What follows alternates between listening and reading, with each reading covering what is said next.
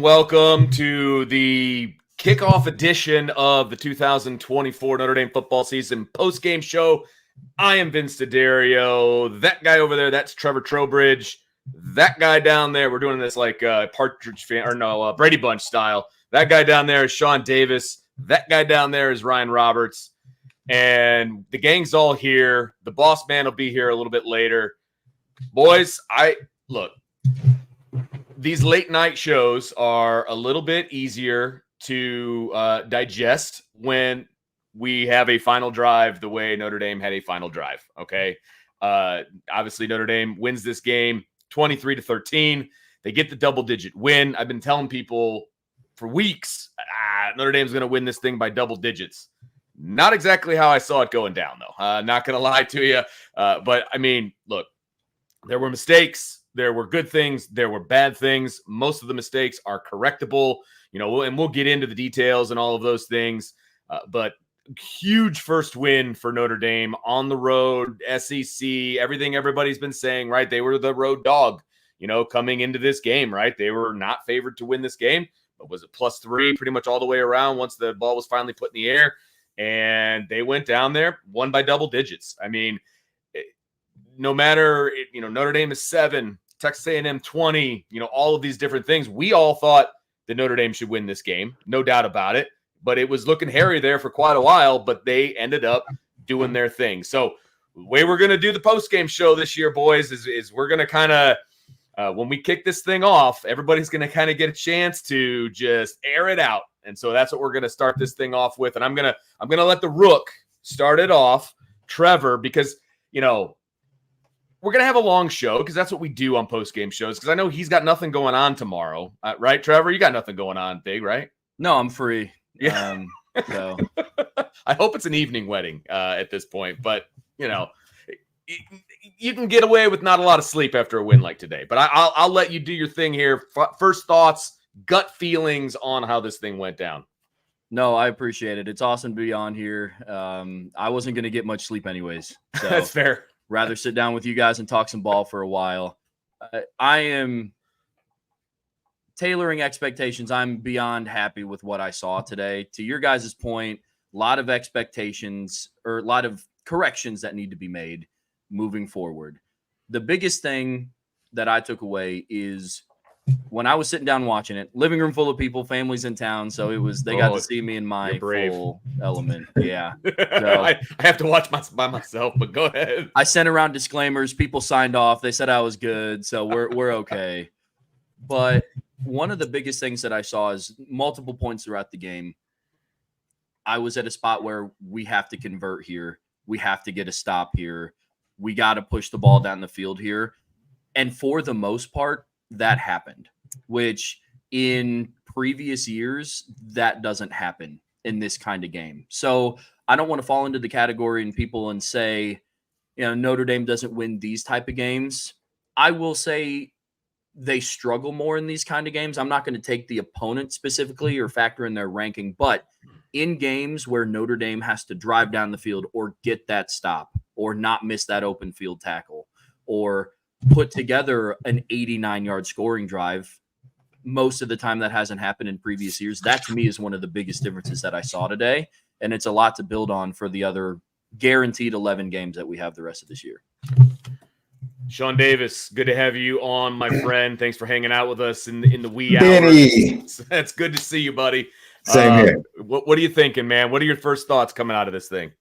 Immediately, I went to episode 1 of the documentary when he was sitting there with Coach Holtz, and he said, look, you got to be the more physical team, the more fundamental team, the closer team, and don't flinch. They checked about 3 of those boxes because the fundamentals kind of went out of the window the first 3 quarters, right? And then it Yep. kind of came together the last quarter. Fair. But the don't flinch. And I think it goes to what Trevor said. That under Marcus Freeman, when they had bad games, but they still had opportunities to win. I think they played awful against Duke. They won it. They turned around and played awful against Louisville. He flinched as a head coach, right? Going forward unnecessarily. His players followed suit. And then, you go to tonight, and it's just not going well, right? And I think all of us, once Texas A&M tied it up, were saying, yep, here we go again. We're preparing for a post-game show that's going to be possibly apocalyptic. And, this team showed who they are. Vince, we saw a lot of things in camp that we felt like, okay, they're different. They're different. The way they're moving, the way they're operating, the way they're coaching. Sure. And I think ultimately we saw in that fourth quarter where you really see what teams are made of, the health. Marcus Freeman talked about it post-game. Like, we weren't cramping. They were cramping. Yeah. They were wearing down. We weren't. Yeah. So we were built for this. We knew this was the type of game it would be. Mm-hmm. And I think Notre Dame did a great job of keeping the game close. If Notre Dame plays a clean game, this is a 20-point win. Right. I have no doubt about that. Agreed. 20-point win if they play a clean game. They helped them. They had over 100 yards in penalties? It was just, I think it was 99 or something like Something that. crazy? Yeah. So to think about everything that went against them, and for them, when the rubber met the road, for them to stand up in that environment and say, we're the tougher team, we're the more physical team, and we're about to be the most fundamental team when it counts the most. Like, they check all the boxes when it counted the most. And you have to tip your cap to Marcus Freeman. And I love seeing him on the sideline telling them on that last stop by Christian Gray, I told you so. Mm-hmm. This played out the way I told you it would. So kudos to them. And sometimes as championship teams, you have to win ugly ones like this. Fellas, sure. It's just, I mean, you can go back. The greatest team that was at the 2001 Hurricanes, they almost lost to Boston College, which is like a 4-win team. And Ed Reed had to take it all the way back on a turnover. So these are the types of games. I think the LSU team, they almost lost to Texas, a pretty average Texas team on the road to start that season. So, as much as we might want to nitpick, I think they showed a lot of grit, a lot of toughness, and I think the character of this team came through the night in an ugly way. It was an ugly way, but they were still able to show who they were, in my opinion. But isn't that when character is shown, when your backs are against it? You know what I mean? Like that's when your true character comes out in adversity. It's easy to be positive when everything's going your way, right? And no one can sit here and say that everything went Notre Dame's way. Yes, they got the win in the end, but they had to dig pretty deep. You know what I mean? At the end of this game to figure out how to get this thing done. And so, we'll get more into that. But Ryan Roberts, welcome back to Irish Breakdown, brother. Thank you for hanging out with us. And your first thoughts, man. Like, first of all, I love doing the post-game shows with you, man. Yep. First thoughts on this game. Heading into the game, I saw a statistic that Notre Dame under Marcus Freeman was 0 for 4 against top 25 teams, that they are favored to lose in that contest. So this was the first game that Marcus Freeman has won at the University of Notre Dame against a top 25 team that he was an underdog to. That speaks volumes, obviously, to the magnitude of the victory. I don't care about all the miscellaneous things that some people are going to try to poke holes into this victory. You beat a tough SEC team with a lot of talent who is really well coached on the road. That speaks the volumes. But let me take you through, Vince, real quick before we dive deeper into this contest, right, into my emotions as a Notre Dame fan, because ultimately we are all Notre Dame fans here, which is why I think that our perspective kind of resonates with some people. So here's my emotions in this game. Notre Dame has a little bit of a back and forth first half. They're tied 6-up for the majority of it, at least into the second quarter. And my initial pulse was, wow, Notre Dame is not playing that well. Texas A&M is actually outplaying Notre Dame, yet they're within shouting distance and they're within an opportunity to open this game up. Then my emotions went this way. End of the second half, or end of the first half, Sean Davis, They stalled out in an opportunity that should have went up to begin the half, okay? So then what happens? Notre Dame takes the lead. I'm like, oh my God, is this in the second half? I'm like, is this the game that's finally going to get Notre Dame potentially over the hump and start something great? And it looked like it did for a second. And then as soon as Texas A&M scored to tie the game up, what happened? The PTSD came back, baby. And for a second, I'm like, oh my God, Notre Dame's going to lose this football game. Because let's be honest, they were a road underdog. They were tied in the fourth quarter in a very hostile environment against an SEC team. Everybody out there, except for one or two of the mainstream analysts, said that Notre Dame should have lost that football game in that moment. Everyone would have said it. And this was the most resilient team that I have seen now in 2+1 game years under Marcus Freeman. So hats off to the team. A lot going against them. The offensive line shuffling, 6 career starts, Riley Leonard's first game, a lot of things that people wanted to talk about of why Notre Dame was supposed to lose this football game. And folks, they didn't. And they started off with a great 2024 victory. Love it. Yeah, no doubt about it. I mean, look, we talked a lot. We obviously talked about this game specifically a lot for the last 8 months. I mean, we talked about the team as a whole, but this opener, I mean, look, across college football, you looked at it, they showed, the top 10 teams and, who they played in the first weekend. I mean, this was the marquee matchup. I mean, outside of maybe, Georgia Clemson, which ended up being a blowout, right? This was the marquee matchup. This was the one that went down to the wire. And, I give Notre Dame a lot of credit for scheduling this game in game one. I mean, we kind of had that debate. Do you do a game like this? Do you do a Western Kentucky? You know what I mean? Like, how would you rather have it? This is what Notre Dame decided to do. Go on the road in the largest SEC stadium, right? And I think the 4th largest stadium in the country. You go on the road and you come home with a victory. I mean, this sets Notre Dame up big time for the rest of the season, obviously, right? And I want to get your guys' perspective on this, and we can go around the horn, or you guys could just jump in. We talked about this game specifically. Going into it, was this the biggest game of Marcus Freeman's career going into the game? And now that we know the outcome, do you still think that? Ryan, go.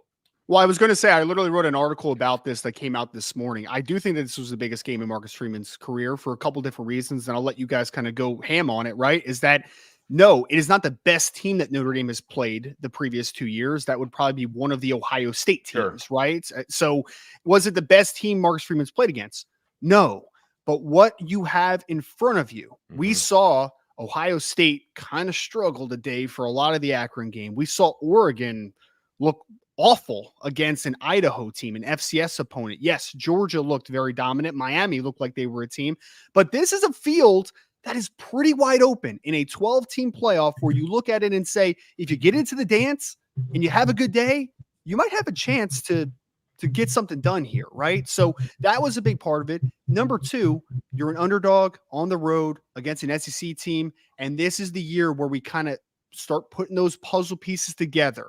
Marcus Freeman now has multiple recruiting classes in the pipeline. We keep hearing about, and you guys practice reports included, how fast this team is, right? How they look different, how they look like a completely different Notre Dame team that we have seen in several years. So yes, I think this was the biggest game because I believe that this could be, Vince, a springboard. This could be the game that I believe you get over the hump mentally if you're Notre Dame. Marcus Freeman, that's off the back now. All the players are now starting to experience and taste a little bit of that success. So no, it is not the best team that they've played in his 3 years, but I do think that this was the biggest game so far in Marcus Freeman's career. Sean. I'll say this. I could automatically just agree with Double R, but I think it's a little bit nuanced, Vince. And I look at it from the standpoint of, as far as Marcus Freeman and the program, I would agree. I would absolutely agree. This game is not, you already know what's about to be said, right? No one picked them naturally. Right. But as soon as Monday hits, everybody's going to say, well, Texas A&M wasn't that good anyway. So there is, and we know it. So they missed the opportunity the last 2 years to change the national perspective against Ohio State. So those were bigger games as far as the national narrative. Sure. But as far as Marcus Freeman trying to establish and legitimize his program and the talent that he's added and getting over the humps of, first of all, going on the road and being able to play fundamental, play clean. He still has to answer that, in my opinion. But what they did answer, which we talked about in the open, is the resiliency, being able to not flinch and being able to be the most physical team. And those games in the last 2 seasons got away from them against Marshall. Sure. It got away from them against Stanford. It got away from them against Louisville. You saw the difference in the true character of what they've been building. So now I think they have the building blocks to build upon it. So for that reason, I definitely agree with what Ryan said. But I think from a national media perspective, I think most people are still going to say Notre Dame really hasn't proven anything. And that's probably going to come in the playoffs, winning a couple of games there. Fair. Trevor, you got some thoughts? Yeah, I think this was Marcus Freeman's biggest game from an affirmation standpoint. I don't know what it's been, but in 2022 and 2023, it felt like even though 23 we got off to a hot start, once Ohio State came around, it always felt like for whatever reason, Notre Dame was coming and having to play from behind. So the margin for error got significantly small, which was so tough. To Ryan's point, this game for Notre Dame springboarded the rest. I mean, the hardest team that we have on the schedule coming up next, arguably, is Florida State. Georgia Tech could be thrown into that conversation just based off of what happened last year with Louisville. They could be thrown into the conversation. But I look at what happened to the team in 2022. You lose to Ohio State in the shoe, and it almost feels like the margin for error is essentially zero. You have to go 11-0 the next 12 weeks of the season. And for something like this, I don't want to say, because on the flip side of that coin, which I know we'll probably talk about later, you can't take your foot off the gas now. Now it's time to take what you have and run with it. But I think this was Marcus Freeman's biggest game from an affirmation standpoint. I think it was Dan Campbell last year maybe in a game where the Lions won. The reporter walked up to him and was like, "Hey, what did you learn about your team today?" And he said one of the coolest quotes that I had heard from a coach. And he said, "I didn't learn anything new. I just confirmed a few things." He's like, "We knew what this team was about." Marcus Freeman knows what Notre Dame has and what their capabilities are this season. But I think the way that they played, the way that they were able to battle adversity, some of it was self-inflicted for sure. 99 yards and penalties is absolutely killer. Fixable mistakes, though. Fixable. And so I look at a first game of, if this is your foundation, and looking at how well the defense played today, and the offense was making plays when they had to, when it mattered in crunch time, if that's your foundation of where to build on, I like where we're at. Well, and there were so many built-in excuses in this football game for Notre Dame if they wanted to take them, right? Like, again, first game as a new offensive coordinator, first game for a quarterback, 6 career starts on the offensive line, road game in Texas A&M. Like, there's we can be honest with ourselves. There would have been some people in this fan base that would have left this game and been like, "Oh, it's okay. Like the X, Y, and Z, and they'll grow from here." And screw that, man. Like, the standard needs to raise more than that, man. I'm tired of the built-in excuses. This team was resilient. That was my biggest takeaway. I expected, or shouldn't say expected, I was leaning towards when they were tied up in the fourth quarter and a couple offensive drives had stalled, my PTSD again kind of kicked in where I'm just like, man, I think they're probably going to lose this football game. Like, I don't like this at all. Yeah. But this team showed that they believed in the process. They showed they believed in Marcus Freeman, and Marcus Freeman believed in them. Like, when the chips were down, he believed in the run game getting going, the offensive line improving, Riley Leonard making plays, the defense getting theirs. Like, he believed, and I think everybody believed tonight. So I really think that this was a game of there was a resolute feeling out there. It was a feeling of there was belief, and that they were tired of the same old. Maybe I'm completely wrong about that. We'll see how the season turns out. But that's the pulse that I got tonight, is that the offensive line took it upon themselves to be better when they needed to be. Riley Leonard took it upon himself. The running game took it upon himself. The defense took it on himself. This was a resilient bunch tonight. I've got a question about Marcus Freeman in a second that I want to get to, but before we get off of the big game question, right? Or the biggest game question, that type of thing.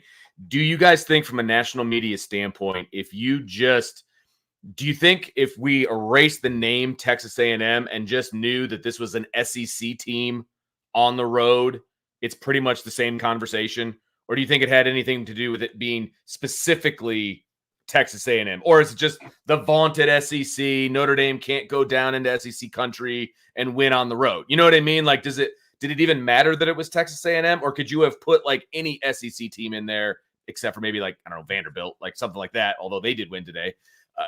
Do you think that had, from a national media standpoint, was it just the SEC, like they just can't be beat at home kind of a conversation? Or do you think Texas A&M actually had something to do with this?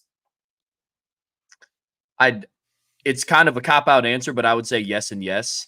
It's hard to say just if you label the SEC, then I one think side or the other, we don't play the team. Fair enough. I'm just kidding. Yeah, fair enough. But it's tough because I think if Notre Dame goes down and they play Kentucky or South Carolina or Vanderbilt, I don't think that there's this narrative around the team that, they don't win these kinds of games. Because historically, yes, they absolutely do win these games. We just beat South Carolina 2 years ago. Right.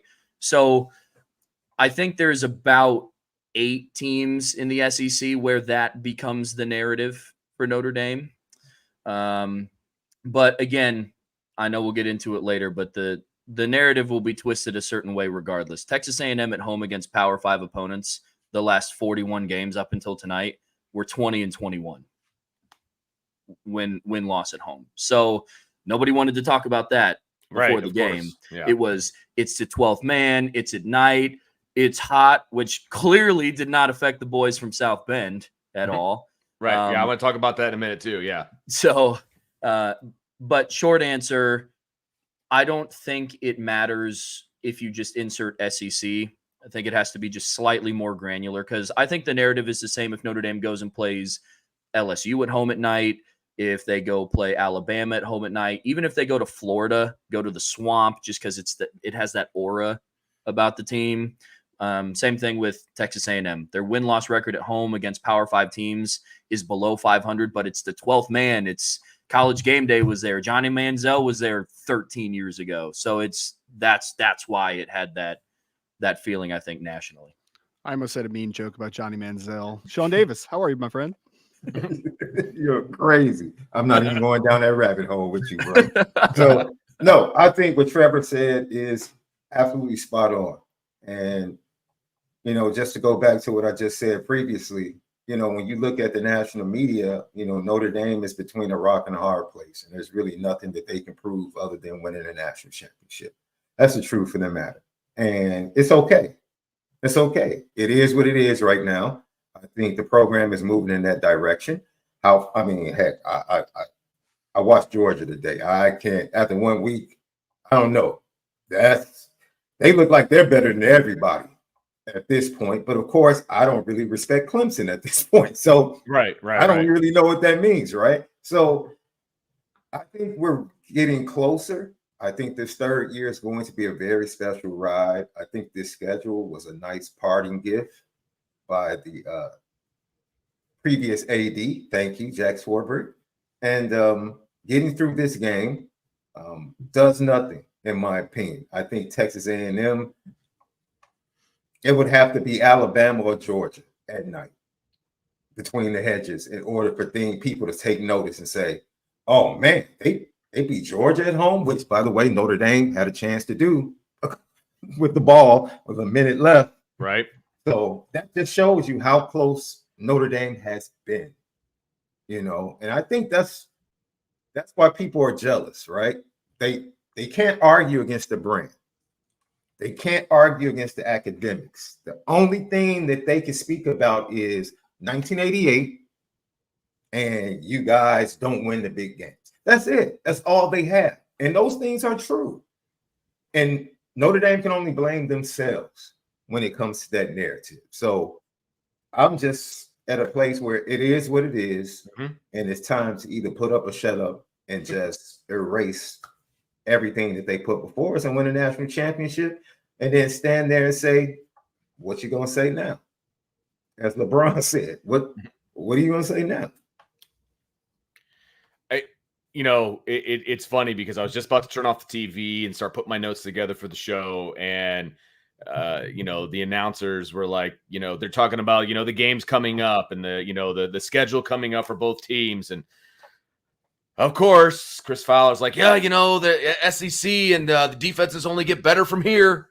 Like, really? You just watched arguably the best defense in the country do what they did to A&M and the 5-star quarterback, and you have the gall to say that the defenses only get better from here? Like that like ticked me off. Like I was so mad when I heard that. I'm like, you just witnessed this in person. You saw what this defense did. We're going to get more into that, but like the SEC thing is just that's why I asked you guys that question. You know what I mean? Because the SEC, I hate the term SEC bias, but it's true, right? It grabs these national media guys just so hard. They just can't let it go, even though they just witnessed what Notre Dame did defensively against A&M, and Colin Klein and how wonderful of a coordinator he is and all of these different things. Like, not tonight. Like you ran into a buzzsaw in Notre Dame, right? Outside of the one drive where they gave up the game tying touchdown, like they were fantastic tonight. So big picture, fellas, we've seen Marcus Freeman now for 2 years plus 2 games, if you want to count the bowl game that he took over, right? Did you learn anything about Marcus Freeman tonight? That's my question. Did you learn anything about Marcus Freeman, Ryan? Did I learn anything about Marcus Freeman? It's a great question. I don't think I necessarily learned anything about Marcus Freeman per se. I think I just more learned about the group of players that he's assembled. Like I've never questioned Marcus Freeman's desire to win, right? Like I've never questioned the stoic nature of which he does things. I've never questioned the character that he does things. I've never questioned that he has a great defensive mind. Like all those things I think are pretty apparent with just watching the guy as a defensive coordinator and just seeing him in the first couple years. I just wanted to see how this team responded to what we've heard this offseason, right? Like because what we see with Marcus Freeman, and he comes off as a very genuine, family-oriented man and a great person, but behind the scenes, you hear that like this guy is demanding, right? Like he demands excellence, which I want to hear. So again, I think that comes back to that resilience that we saw in the fourth quarter I think that is an image of their head coach. Like, I think that the team just bought into him. So I don't think Marcus Freeman is any different today as far as how he presents himself, maybe foundationally what he does behind the scenes to a degree. But I think that he is the same exact person that we've always known Marcus Freeman to be. I just think that this is, I don't want to say the first time, but it's one of the first times that we have seen a team that is completely bought in, right? Because 2 years ago, we know that everyone wasn't bought in. Like we've talked about that a little bit, right? And was some defections from the roster because not everybody's bought in. I think that we got to look at tonight what a Marcus Freeman team looks like more than anything. What is it supposed to, how is it supposed to act? What is the aggressiveness that it plays with? What is foundationally what it's built off of? I think that was always there. I just think that the team now mirrors Marcus Freeman a little bit more, so it might just be a little bit more pronounced. John, what do you think? I think 2 things stand out for me. And I want to go back to the very beginning. I think it's tough enough to be the head coach as an experienced head coach at a place like Notre Dame. But for your first head coaching job to be Notre Dame and everything that surrounds it, right? And it entails. I think for him to do that and to be as confident as he is, I think we saw the full confidence tonight. I pointed out that I saw the full confidence in the way he was moving differently during fall camp, in my opinion. And I think that manifested itself for the first time on the field. I think in previous seasons, we saw at times when things got tough, a little bit of doubt trying to creep in, but I think he held fast and held firm to what he believed this team needed to be. He always said from the jump, we need to be and we're going to be a trenches team, offensive, defensive line. Yes, we're going to add talent at key positions, quarterback skill positions. But just think about, I just want to point out the tough decisions he's had to make.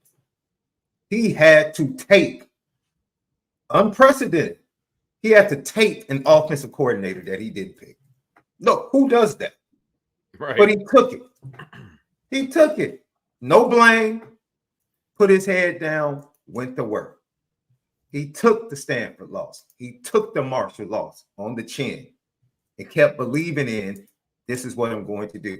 Double R, how many times did we talk about the temptation of playing those young linebackers early? It was there. We knew they were longer and more athletic. We knew they were more instinctive, but he didn't do it. He let them develop until it was time to let them off the leash down in College Station tonight. And then last but not least, underrated. He made the decision to move on from a popular strength and conditioning coach named Matt Bates and took some heat from it, from people that cover the team. A lot of people questioned that decision. Look at tonight. He's standing there talking about the difference it made that in a big game, the health of his team was paramount. So for me, I salute the man for sticking by his guns when things and obstacles were put in his way, and he could have yielded multiple times, but he stuck to his guns. He stuck to his plan. He stuck to his two mentors in his life and the advice and the wisdom they gave him. And tonight he gets to kind of take a deep breath and say, I told you so. Like he told his young men as they came off the field after getting that big stop. That's, for me, that's everything that I saw from him tonight. I think this was a big exhale moment. Like he finally gets to see the manifestation of what he believed in. And all of us go through that in life, right?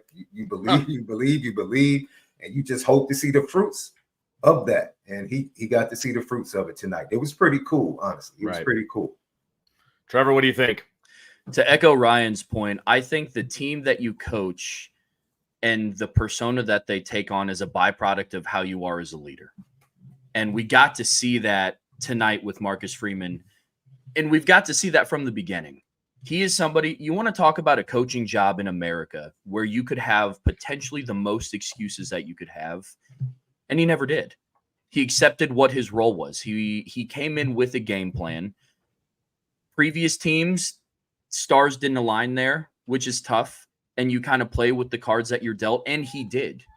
There were so many excuses that you could point to why you lost this game and why you didn't get this recruit and why you had to go with this coordinator because this guy couldn't go somewhere, right? And the thing that I respect about him the most is he stuck true to his guns. And now this Notre Dame team is starting to reflect how he is as a coach. The thing that I think he's improved on the most is I think this year he's significantly more tactile in his approach to the game. He went out and got the people that he needed to in the offseason. It's refreshing to have a head coach leading the team that you love and are so bought into who follows through with what he says. So many times, well, we have to get more aggressive on defense. We have to be able to make big plays in the offense. So, we have to, be better. You hear coaches say these things all the time, right? And it's refreshing that now Marcus Freeman, the guy at the helm for Notre Dame, is following through. He knew Notre Dame was going to have a longer season this year, right? What did he do? He went and got a strength and conditioning coach that has NFL experience where regular seasons are 16 games long. We've talked so much in previous shows about how Notre Dame needs a more explosive offense. What did he do? He went out and fought and got, on paper, the number one offensive coordinator in the country. And I know there's people in the chat, and I was feeling this way a little bit watching the game too, of, is Mike Denbrock in town? I think he is. I saw him. I know he's here. But I think Marcus Freeman has made all of the right moves to what he needs to do to build a good foundation to move this team forward. And I don't think that that's a change, but to the original question, that kind of confirmed for me that Notre Dame has the right guy for the job, which is a really comforting feeling. I like where your head's at, Trevor, and I completely agree with everything that you said. So, the question is, did we learn anything about him tonight, right? I think since he got the job, he's made off the field. I think he's made all the right decisions. I think he's the right guy demeanor-wise. I think he's the right guy, from a work ethic standpoint, from a recruiting standpoint, all of those things, right? I think he's a good person, not that necessarily matters depending on where you, what school you root for. But I mean, he checks all of those boxes off the field for me. Now, where I think work needed to be done was as a head coach on game day, right? And we can go back and we can dissect some decisions that were made over the last 2+ years, and some in-game moments and some timeouts or some going for it when you didn't need to go for, things of that nature, right? I think that he has, and we've talked about this before, and it goes all the way back to when he was a defensive coordinator at Notre Dame, and in the first game when he made mistakes, and then he put himself up in the front of the room and he's like, that was on me, guys. Like, I will do better. Like, that was on me. That was huge for me. And he has continued that in his own personal growth as a head coach. His motto for the team is you challenge everything. I think he challenges everything that he does. And I think you saw that as a head coach tonight. I think that he managed this game as a head coach better than I've seen him manage big games before, right? He looked more relaxed on the sidelines than I think he's looked in big games before. He didn't lose his, he didn't lose his stuff on the sidelines. We've seen that, right? The leader has to be the one in control, right? You have to be, because the guys behind you are going to follow your lead, whether it's the assistant coaches, whether it's the players. And I want to echo what you guys were talking about as far as the players that he's recruited. Look, the vast majority of the guys that were making plays tonight are guys he brought in. I mean, look, you can say a lot of things about Marcus Freeman. You can say a lot of things about Joe Rudolph, and Mike Denbrock, but they went all in on this offensive line. And they're like, these are our guys. These are the guys that give us the best chance to win. And we're going to go for it. And we're not going to, yank them out at the first sign of adversity. Like, these are our guys and we're rolling with them, And I think a lot of people are like, okay, I mean, I don't know if that's the right decision or not, but that's what he did. And at the end of the day, on that final drive, what was the side of the line that opened up that hole for that touchdown? It was the left side, right? I mean, look, they made their share of mistakes, and we'll get into the specifics and all of that stuff. But I think I saw, in my opinion, throughout this entire offseason, into fall camp, as you mentioned, Sean, and then into tonight, I've seen the growth of a head coach, right? I have. And he is not apologetic for the decisions that he's making. He's not an excuse maker. And if they would have come up on the short end, he would not have been an excuse maker about what happened tonight. And I think that is serious growth for a head coach. Not that he was ever an excuse maker, but he has made decisions to put him and his program in position to win games like this. And it finally came to fruition tonight, right? There's going to be the naysayers on Monday that are going to talk about, well, this isn't a great SEC team and all, whatever. Doesn't matter. We know that this is a big win because of the stakes that were around it, the stakes that were surrounding it. Trevor mentioned the sliver, what was it, the margin of error, right? If they lose this game, they gotta run the table if you want to have a guaranteed spot in the playoff. I mean, an 11-1 Notre Dame, I think, makes the playoff. Well, you just got to cross a huge hurdle in game one. Now you can kind of take a breath. You step back. You get to come home. You get some manageable opponents. Of course, you don't want to take anybody for granted. Blah blah blah. Get all that. I get it. But they're manageable opponents. Okay, and you're going to do it from home, and all of it goes with that. And then you start to build, and you start to create. You start to fix some of these mistakes, and all of these fixable. Look, 11 penalties for 99 yards. That is astronomically too many. Nobody will say that that's okay, right? But now's when you start to fix those things. Look, they just went out there on talent, duct tape, and goodwill like tonight. You know what I mean? Like, to get this win. So I personally think I learned something about Marcus Freeman and his maturation process. Look, he's not a Hall of Fame coach yet, right? I'm not saying that, but I like where he's at, and his team believes in him. And that's huge. That is massive, because those were his guys out there making plays. So that's my rant on Marcus Freeman. I do want to ask you guys a question, though, because I don't know how many times I had to hear it over the last 8 months, was that, Notre Dame's not going to be able to handle the heat down in Texas. Okay. Can we just touch on that momentarily about how this actually played out with, and then again, this is a big picture comment, right? How's Notre Dame going to be able to prepare for the heat in Texas? And are they going to do the right things? And they're going to need depth, and they're going to need this, and they're going to need that. Fellas, I saw a lot of maroon jerseys on the ground cramping up, and I didn't see a whole lot of white jerseys. Maybe I missed something, but I do you think they answered that question, fellas? I think for me, trust. I'll point to one series. I believe it was in the second quarter, because I know how Notre Dame used to react as a coaching staff. And they had Heinisch and Onye. Texas A&M moved the ball down the field. They got into Irish territory. They rode with them. Normally, they would panic and immediately put Mills and Cross back. Then you know, they would rush to put Cross and Riley Mills back in the game.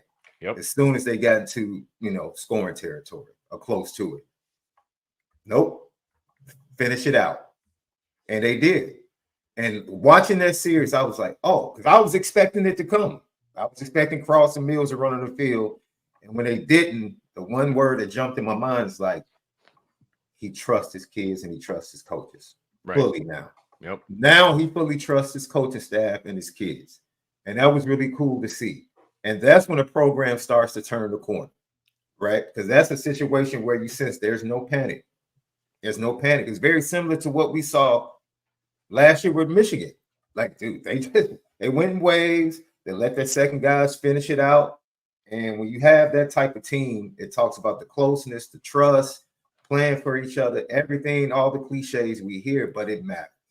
It matters. And so for me, I think just that right there just showed the trust, not only in their abilities, but in the health, the overall health of the team, being strong. And it carried the day because you saw who the stronger team was in the fourth quarter. Yeah, no doubt. It was a big difference in the fourth quarter. I completely agree with you, Sean. Trevor, what do you think? I think the heat is such a weird thing to game plan for, because that's one thing as a coach that you have zero control over. Yeah, 100%. And I'm here to tell you, I live in Indianapolis. We had our rehearsal today, and our ceremony's outside. I'm here to tell you it gets really, really, really hot in Indiana. Hot enough to where I called Men's Warehouse, and I now have a second button up with my tux, because one shirt's not going to get me through the night. Okay. Look, yes, it's hot. It's hot everywhere. You know why? Because it's the summertime. It's just, look, I get it. I could go on this rant, which I did earlier today. But look, I think Notre Dame answered that question. Again, it was an easy thing to succumb to. Sure. Notre Dame easily could have said, well, there's the heat. It's really loud. How do we prepare for something like that? I don't know what they did, because I have yet to go see a practice, but I guarantee whatever they did, it worked.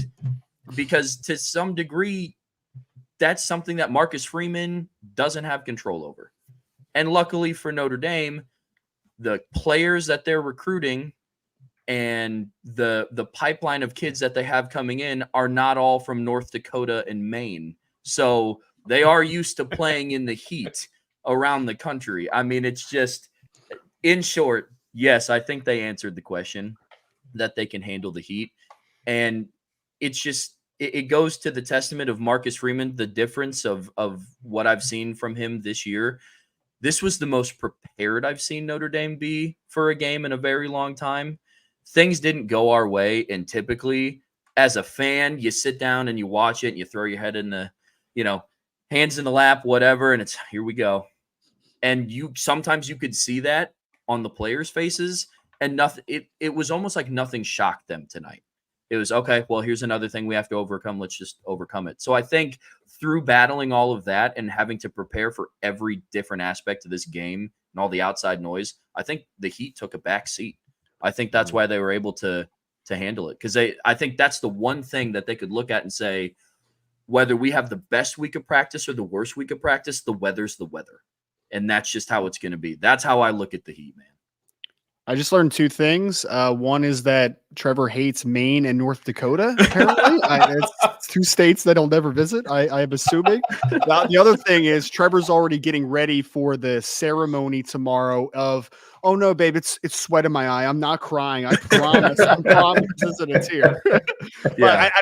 I don't want to echo everything too much. I think you guys hit on it perfectly. It was Texas A&M guys that were dropping like flies. And I think a certain quarterback for the Aggies was throwing up on the field at one point, right? So, yeah, I think Notre Dame was very prepared for that heat and that challenge on the road. Well, Vince, I have a question because we both saw this at camp. Tempo.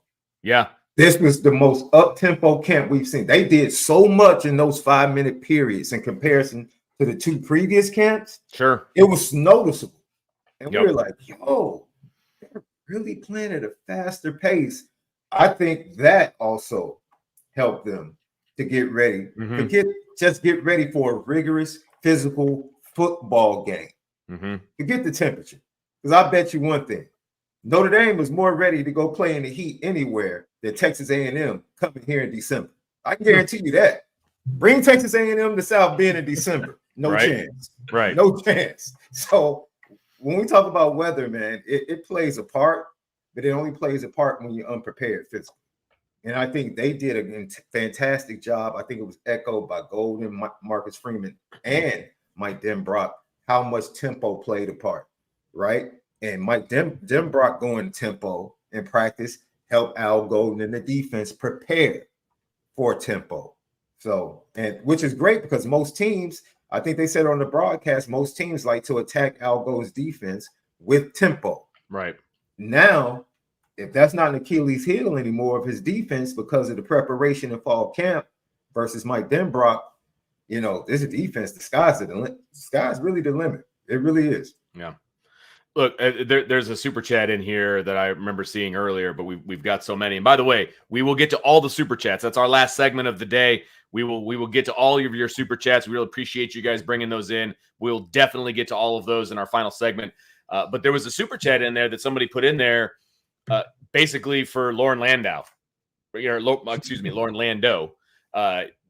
You know, basically saying it was pretty clear that he's had an impact on this team, and it always makes me chuckle when I listen to, you know, people in the media talking about how they can already tell, you know, the effect that Lauren Lando has had on this team just by watching the first 5 periods of practice. It's like, all right, pump the brakes a little bit, right? I mean, if these guys don't look like D1 athlete, you know, high D1 athletes, and they probably don't belong at Notre Dame in the first place. But today, okay, now you can start having that conversation because this team, and I'll even throw in the nutrition staff on this one as well, because those are the ones that are in charge of, you know, making sure these guys are getting hydrated and they're getting the, you know, the proper electrolytes and, you know, all of the sports science that Marcus Freeman is so high on, right? I mean, he's got a nutritionist and he's got all of these different things. They've been working on this for weeks, right? Notre Dame was the stronger team in the fourth quarter. Period. End of discussion. They weren't going down with injuries. They weren't going down with cramping. And they were the ones that offensively took it to Texas A&M and punched him in the mouth on that last drive, right? I mean, look, Riley Leonard wasn't really going to be dropping back and chucking balls on that last drive. I mean, yes, he made a couple of passes and, you know, Bo Collins made that great grab and all of that.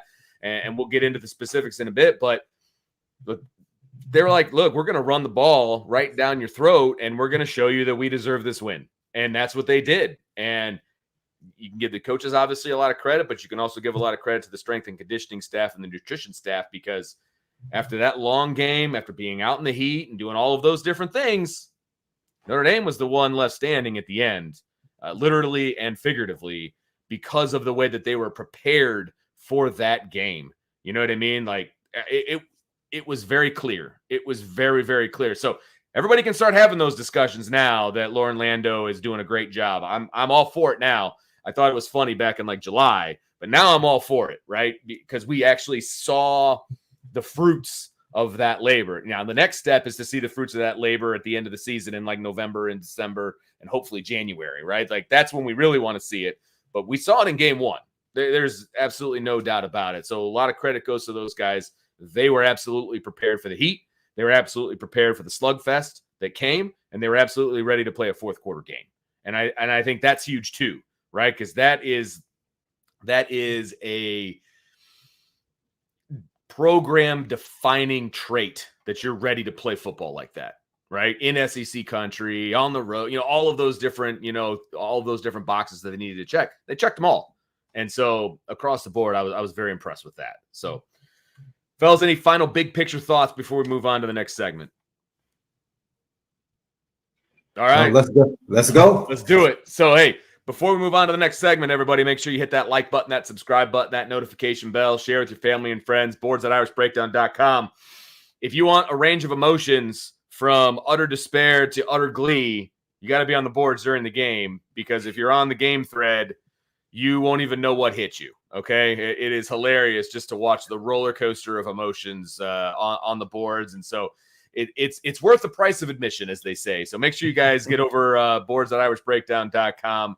It's a lot of fun over there. And I'm sure the board is still flying at this point after that big 23-13 victory. So boards@irishbreakdown.com.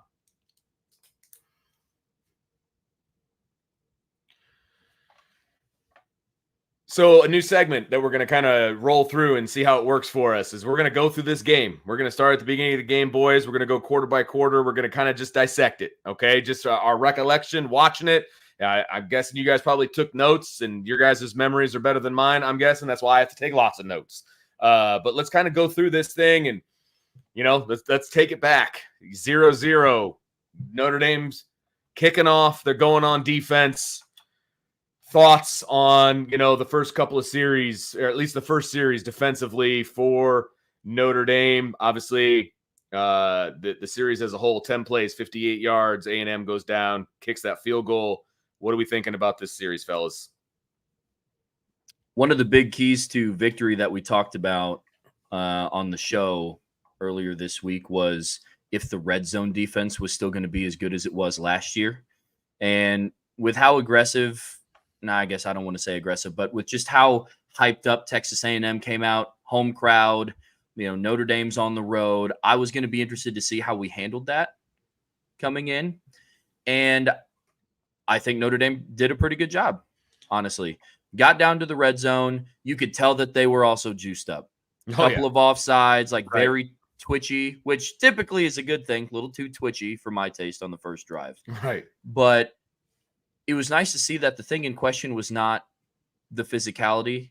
The offensive line for both teams was a hot topic of conversation this week. And the first couple plays, man, I don't know if you guys are paying attention. I'm sure you were. But our D-line was getting a pretty good pop on their offensive line to start the game. And that's when I kind of could start to feel that it was, hey, this isn't like everybody talks about SEC ball and how they'll run over everybody else. And Notre Dame wasn't really moving backwards that much. Little bit of, missed assignment here.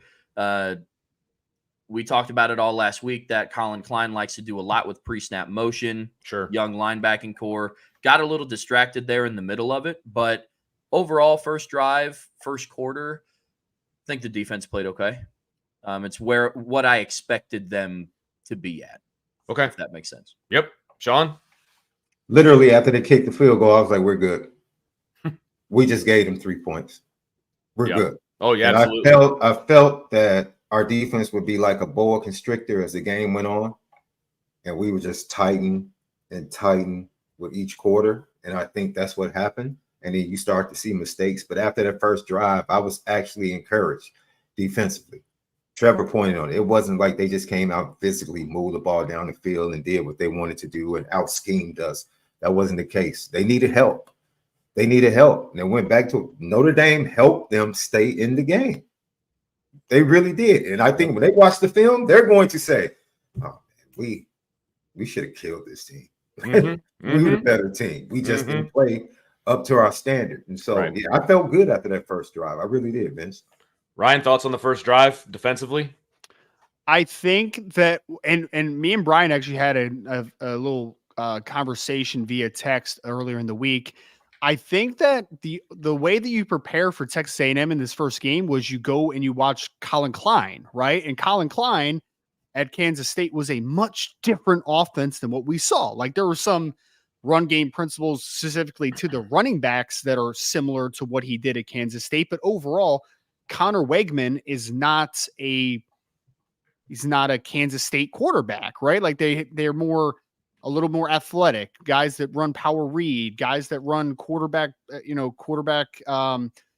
counter at times. Like they do all these different types of nuanced things in the run game. So I honestly think that watching the full scope of Kansas State over the last couple of years would give you wrinkles of what you saw tonight, but it wouldn't tell you the full picture of what to expect for Colin Klein in 2024 with Texas A&M with Connor Wegman as quarterback. I just don't think he necessarily has the type of players in this offense that translate well to what he did at Kansas State. So I think what shocked Notre Dame a little bit in that first drive, especially, is why they drove the ball decently in the first drive against the defense, was that they went against an offense that they didn't really know, right? Like they came out and they were trying to be a little bit more spread oriented. They tried to go towards the strengths of Connor Wegman in the game.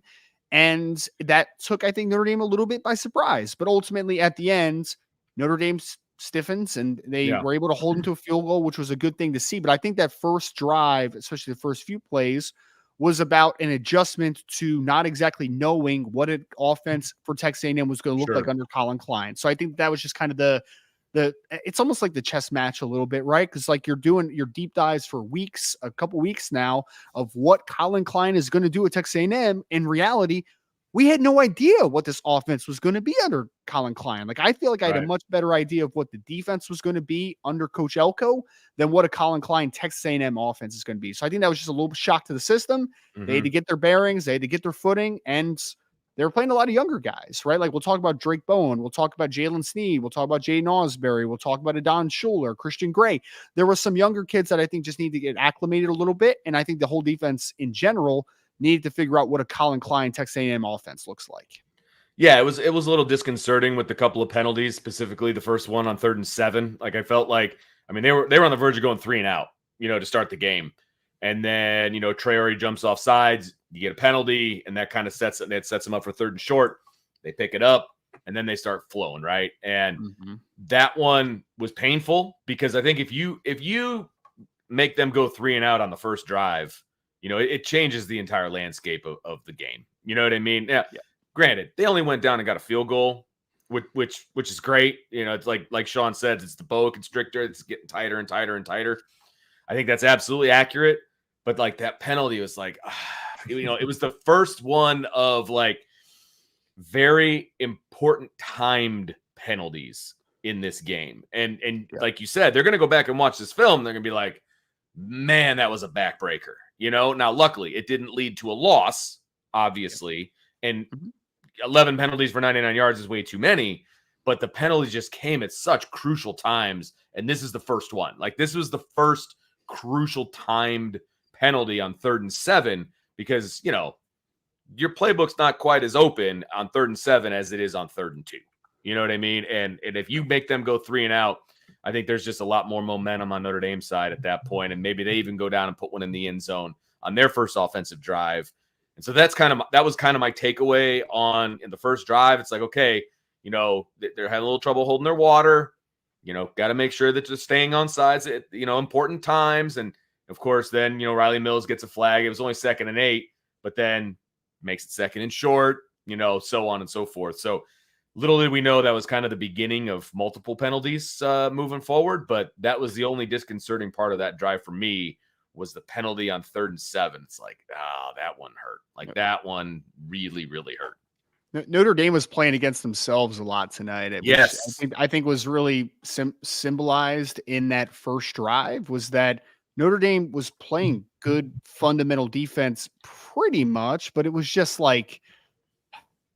overrunning a couple plays on that first drive. And then in that, where they were able to tie the game later in the second half. And then also just the shooting at the foot of it is so demoralizing when you have a team like 3rd and 6 and then all of a sudden it's 3rd and 1 or it's like 3rd and 4 and then you go off sides and it's an automatic first. It's just very, very frustrating. So that stuff though, and I think Trevor talked about it, is like that's very fixable, right? Like you can fix that stuff very easily. I thought actually coming out of that first drive, I actually kind of felt good about it because you were like, man, Notre Dame did not play well that first drive pretty much, but yet they were able to still hold into a field goal, right? Right. So I think that was a symbol of like that Notre Dame doesn't need to necessarily play their A game to win this game, but ultimately they did stiffen down the stretch of that first drive, which was good to see. So field goal happens. Notre Dame gets the football. We finally see a Riley Leonard / Mike Denbrock led offense for the first time. Ends up being a 9-play drive, 47 yards. What was it? A 46-yard field goal by Mitch Jeter to tie the game at 3. Your initial thoughts on the offense during that drive, fellas? Money Mitch, baby. Money Mitch. I need to talk about Money Mitch. I need to make sure I know, Vince, you're the leader of tonight. So I know we're going to talk about Mitch Jeter because special teams guru Vince D'Addario up there. But so I just wanted to throw a quick shout out. But like for me, I think that it was I'm trying to think back exactly to that drive. So like the run game wasn't going.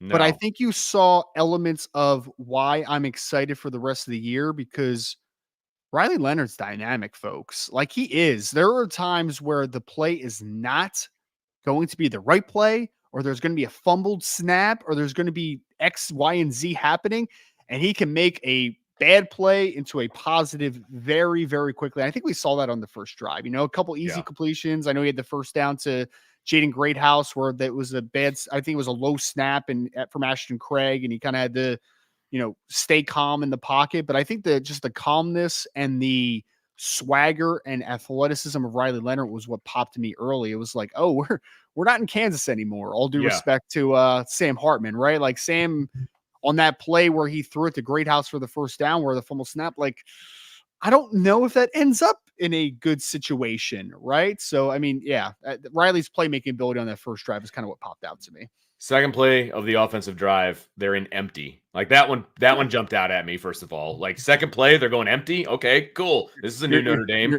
You're not used to Notre Dame in empty, huh? No, not even a little bit. And then, of course, it's a bad snap, but then he picks it up, gets the completion to Greathouse for 8 yards. Okay. And then a couple of plays later, it's 3rd and 5. You get Riley Leonard scrambling. And look, Notre Dame's had mobile quarterbacks in the past, right? But it just looks different when he starts running the football. It just looks different. It looks a little bit more effortless. It looks more like an athlete running the football. And then did anybody else's heart stop when he just got like friggin' targeted, like right in the crown of the head? And you're like, okay, here we go. Like, obviously easy call to make. It was absolutely targeting. It was late. It was all of those different things. But it's like, I really hope he's not out of the game after that, because that was a legit shot to the head, and he just popped right back up. I mean, this kid, if anything, you list the qualities, this kid is a tough kid, man. He is a tough kid. And that, we saw that in the first drive. Hit it. Do you know that kid that got kicked out of the game? This is a really weird note, and then I'll kick it over to Trevor because I think he had something to add, right? Is that Dalton Brooks was actually in Friday Night Tykes. Have you ever seen Friday Night Tykes? Was he really? No kidding. He was one of the, they had, I forget what the team was called, but they had Dalton and Douglas Brooks. Douglas was the big brother who's like number 74, and then Dalton was the little shifty running back that no one could catch. Like that was Dalton Brooks. Yeah. That's hilarious. Do you just remember that, or did you see that someplace? Oh, yeah. No. I remember that. I remember Dalton Brooks, and I looked him up one time, and I'm like, yep, from Texas, from like the same area. Like that's him. That's him. Oh my gosh. That is hilarious. Trevor, hit it. I love Riley Leonard because he is just a football guy. Yeah. Man. I mean, and it's very obvious after watching the documentary and like the little series they did on him for the College Game Day this morning. It's cool. He's about ball. I mean, you hear the coaches talking about how all through camp he was asking to go live. Dude just wants to be hit. He just wants to play football to the highest caliber, and that's something that I respect. And I think you saw that a lot tonight. I mean, you saw it in the first drive, which is something that's a little different. Typically, you don't see Notre Dame teams like that. To Ryan's point, no disrespect to Sam Hartman, but there are just certain things that he was not physically able to do last year. That's not a knock on him. That's just what the facts are. Throw Jack Cohn onto that list. Throw Drew Pine on that list. Like it's not a Sam Hartman thing. It's 100%. Been a Notre Dame recent quarterback thing outside of maybe Tyler Buckner once in a blue moon, right? Yeah. So yeah, it's not It's not just the Sam Hartman issue. 100%. I'm treading lightly because I feel like I disrespected Maine and North Dakota, which I've heard great things about. So let me clear that up right now. But I will say the thing that I noticed that jumped out of the page for me for Riley Leonard is he's a guy that he'll fall forward and get you the extra yard. He has that it factor where it's a small sample size and it's one game. But I feel like if there are situations in the future, which they will happen, especially if this Notre Dame team is the team that we think they're going to be and get into the playoffs, he's going to have to continue to make plays. It's just going to have to happen. And I feel a lot more confident that he has that ability in comparison to who we've had in the past. So I feel good about it. From a play calling standpoint, I think it was very vanilla. It was conservative safe. for sure. Yeah. Yeah, very safe. Understandably so. And I think that comes from Marcus Freeman. He's a defensive-minded head coach. I love that we have Mike Denbrock in town now. But I think we're on the road. We just held them to a field goal. Let's not go out and turn the ball over. As much as I would have loved for us to start pushing the ball down the field, I think that's what the mindset was for them. Sure. But it was a very, very mild, very vanilla play calling, which still drove Notre Dame down the field, which still got us 3 points. There is a lot for me that I can look at and say, which is going to probably be my reoccurring theme for the night. There's so much to build on. It's going to be exciting. Yeah, I can't wait to look at the film because I think there were opportunities there for Notre Dame even early. But, as Trevor said, kudos to Mike Denbrock. I think his experience came through because I think as an offensive coordinator, he was very patient. It was very easy to go away from what you want to do in situations like that when you get frustrated with the way things are going and penalties and everything. Because I'm sure not only did he have to come in and get his left side settled on the offensive line and game plan to help them get into the game. Let's not forget, Riley Leonard, man, didn't have a spring. As much as we like, oh, he's dynamic, you saw rustiness. He admitted himself. Like, I didn't settle into the game until the fourth quarter. It took me 3 quarters to settle in. And you saw that with some throws that he should have made. And, Mike Denbrock just found a way to stay with things. And you depend on that kid being able to, because I think he's going to make even more plays. But like you said, that first drive was just the tip of the iceberg of what we were going to eventually see in the remainder of the game.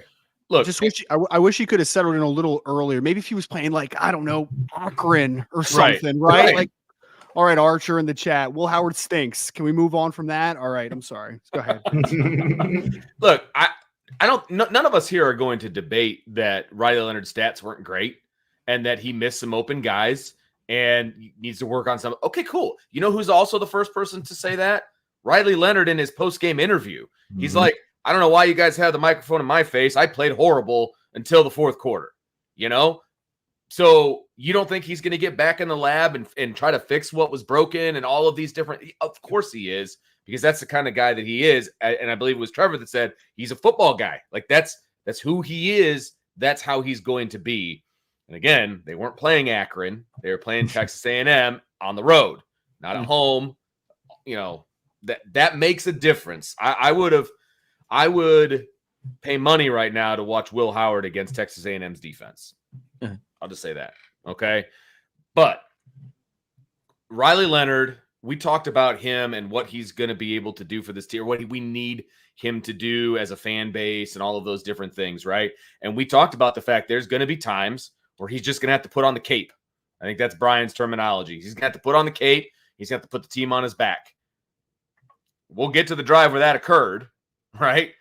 But we saw glimpses of it in this first drive, where he scrambled, slid, took the targeting call, the whole thing, got him into field goal range, did what he needed to do. Now, there was miscommunication with Faison. There were some other things that didn't just quite jive, and that's why they had to settle for the field goal. But they got the field goal. They answered. Now it's 3-3. Okay. Gives it back to the defense. What does the defense do? forces a punt, first punt of the ball game. Defense starts to settle in a little bit more, right? Defense starts to do what they need to do. I think A&M started to try to pull out some stops, right? Some jet sweeps, some toss, some things to try to get to the outside, try to test the young linebackers, tackling in space, all of those things. And I believe it ended up being, 1, 2, 3, 4, 5, 6, a 7-play drive that ended in a punt. So to Sean's point, the boa constrictor starts to constrict a little bit more. Defense starts to settle in a little bit. I thought this was a great second drive for the defense, gets the ball back to the offense.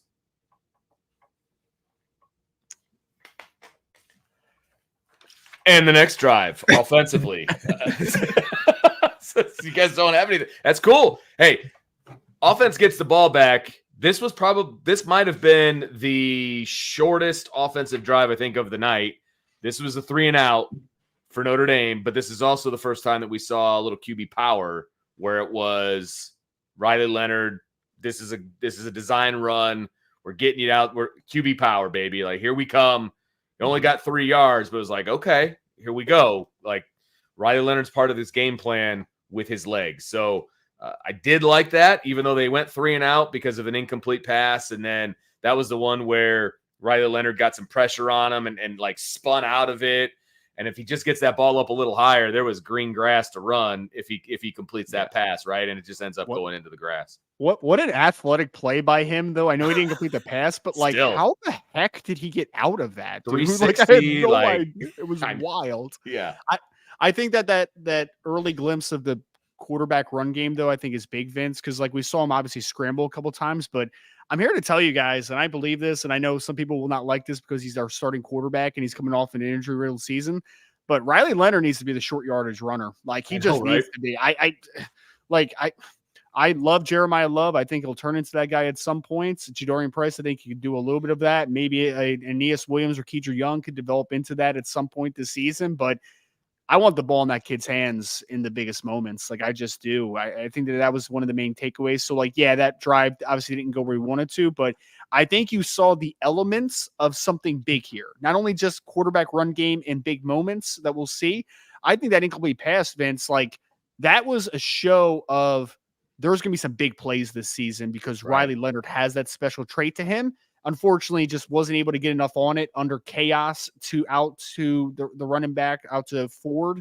But, we still saw some glimpses of good in that drive. It just, unfortunately, they weren't able to sustain success in that drive, obviously. Right. Well, I appreciated their willingness to do it.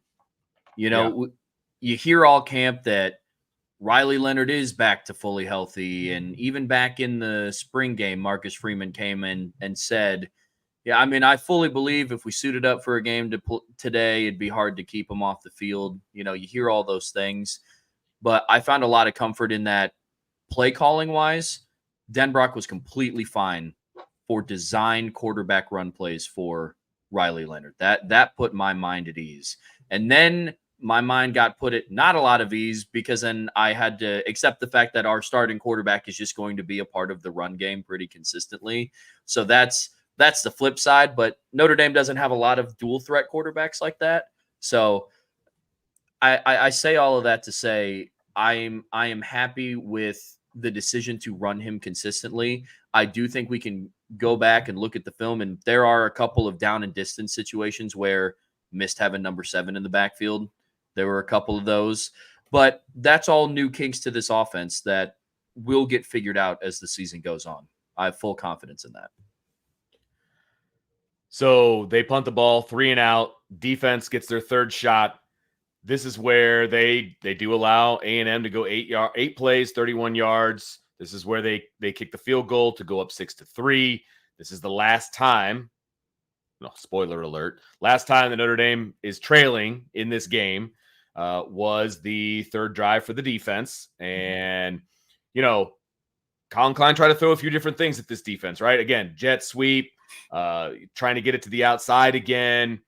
There were some penalties. There was a wide receiver screen that Schuler actually made a really, really good play on, but just didn't come down with the tackle. I think if he makes that tackle, maybe he's out of field goal range, right? Because I think once they broke the tackle, he got another like 8 yards and it ended up being a 49-yard field goal. So now you're talking about, 55, 56, 57 plus of a field goal. And I don't think they even attempt a field goal at that point. So it was a great play to get there. You just got to complete it, right? You just got to make that open field tackle. But they do end up kicking the field goal. They go up 6-3. Any takeaways from this drive, guys?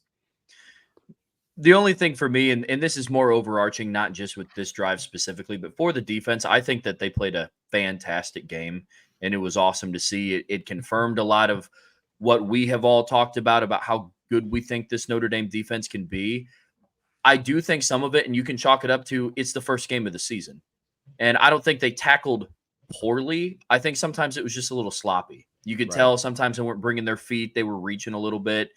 But I can almost guarantee you, if you go back and watch the entire slate of all the college football games this weekend, that was abundant in every game. So, again, chalk that up to the things that I know will get corrected throughout the course of the season. But no real major complaints from the defense. Well, I think it was mostly the young guys that were the ones missing in space, which you expect, right? I mean, Don Schuler coming in a little bit out of control, Christian Gray missing a tackle in space. Like, they're the young cats, man. They're going to miss it one occasionally. I mean, it's especially in the first game, like playing against SEC speed. So I understand that there were some missed tackles or things to clean up, but like, I didn't have a major cause for concern with that performance defensively as far as tackling in space, because like, honestly, I expected Adon to maybe, go a little out of control occasionally. Like, I expected that. That's why you love the kid. And I mean, my pushback, and I think I mentioned in the chat, Vince, is like, yes, you would love him to come to balance and be able to make that play. But I would argue that, like, if he comes to balance and doesn't really attack, maybe they just pop it in general, right? And I mean, he did force it back to at least the middle of the field. But like, either way, young kids going to miss in space occasionally. This game is about maturation. The great news is that now you have a pretty easy 3-game stretch until Louisville. So that's where you really keep working on the small parts of the craft. Yeah, Double R, but we talk about it all the time. They're going to make mistakes, right? Especially against good teams. They were young on the offensive line. They made mistakes, but they fought their tails off. They fought their butts off. Those two youngsters, they fought their tails off. What else can you ask? What else can you ask? When you talk about the youngsters on defense, yeah, they made mistakes, but they would come right back and make an impactful play. Which lets you know they're locked in. Forget that play. I know where I messed up. I'm on to the next play. And that's what's so encouraging. Not just that these kids are talented, but they're able to move on. And that means, as Trevor pointed out earlier, they are a reflection of their head coach and their coaching staff. When you see youngsters not allowing things to be a domino effect and snowball, and they can let it go and move on and play the game, it's fantastic to watch, man. It was honestly, it was an ugly game, but it was so many beautiful things in it. Right. No doubt. It was like a great horror film. That's what it was like. Right. Like a great horror film. It really was. So I want to combine kind of the next two drives, right? Because you got, Notre Dame goes, I think 6 or 7 and out, 6 and out. They punt the ball away. But then on the first defensive play of the next drive, that's where you get the pick by Adon Schuler. So we just gave Adon Schuler a hard time for maybe not making a tackle in space, but then he comes right back, and which is really the next play that he's on the field, by the way, because I don't even know if he's on field goal block. Doesn't really matter, right? So the very next play, he's on the field. He ends up playing a great center field. Yes, it was an overthrow. I get it. Might be the easiest pick of his career at the end of the day, but he was in the right place at the right time, makes that pick, which then leads Notre Dame to yet another scoring drive, only a field goal, which, to be honest with you, was a little disappointing given, the turnover and the change of momentum and, all of those things. You want to punch it into the end zone, but they did put points on the board. They tie up the game at 6, and the play is made by the young cat, Adon Schuler, after making what you could call a mistake. I get where you're coming from, Ryan, but, he misses the tackle, then he comes right back and makes the interception. Huge. Yeah, no, it was massive, because I would say too, is like on that play, and I can't wait to see the all 22 angle on it, but it looked like it on the broadcast that Adon was in a good position that if it was a catchable pass, there would have been a major collision there, Yes, right? And there agreed. probably would. Who knows if he would have held on, if it would have been a pass, a broken up pass, like who knows what would have happened. But he was in the right spot, and I think you just saw the flash of athleticism, especially after he caught the football. I'm like, again, we're doing the all due respect thing tonight. Like all due respect to DJ Brown, it's probably not an interception on that play, more than likely. I mean, the back end was just so athletic tonight. It really was. I mean, because again, we'll talk about like Adon Schuler coming out of control in that one play that we talked about, right, Vince? We'll talk about Christian Gray missing in space and having the pass interference during the game. But like this was from every starter included, both corners, both safeties. You even throw Jordan Clark in there as far as like the starting secondary.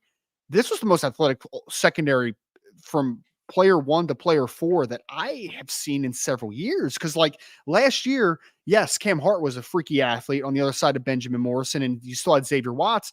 But like upgrading the athleticism at Schuler compared to DJ Brown, like that is immense, man. That really is. So Notre Dame's secondary is scary, guys. Like it's not going to be fun for some of these teams because there's not a lot of great passing offenses, especially kind of down the stretch. Like there's really not. I mean, Florida State has their questions. Louisville should be good in theory under Coach Braun, but like who knows about the quarterback position?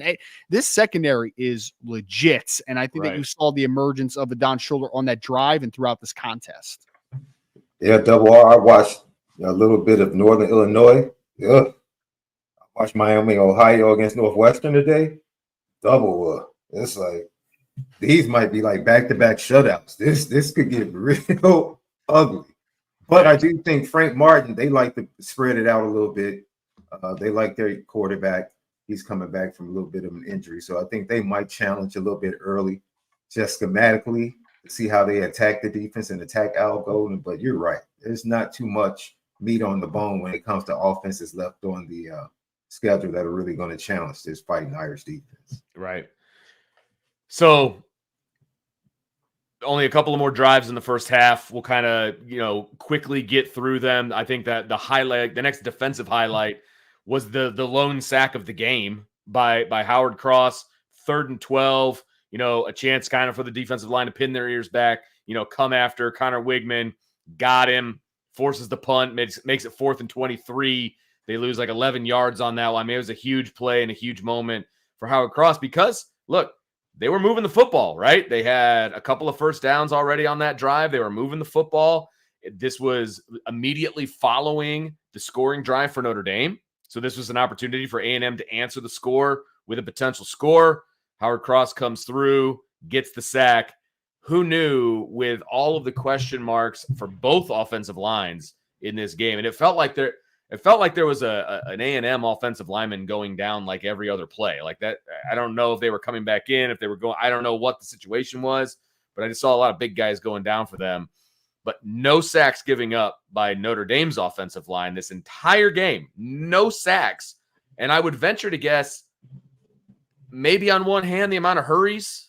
I haven't looked at Pro Football Focus or if that's even up yet. Leonard got hit a couple times. But no sacks there. One, because he spun out of it and was just an amazing athlete.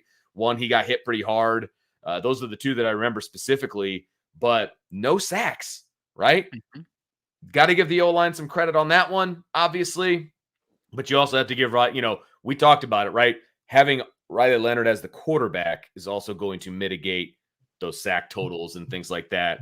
But I want to tip my hat to Howard Cross, the lone sack of the game in a very important time. It was, like I said, it was 3rd down, and it forced that punt by Texas A&M.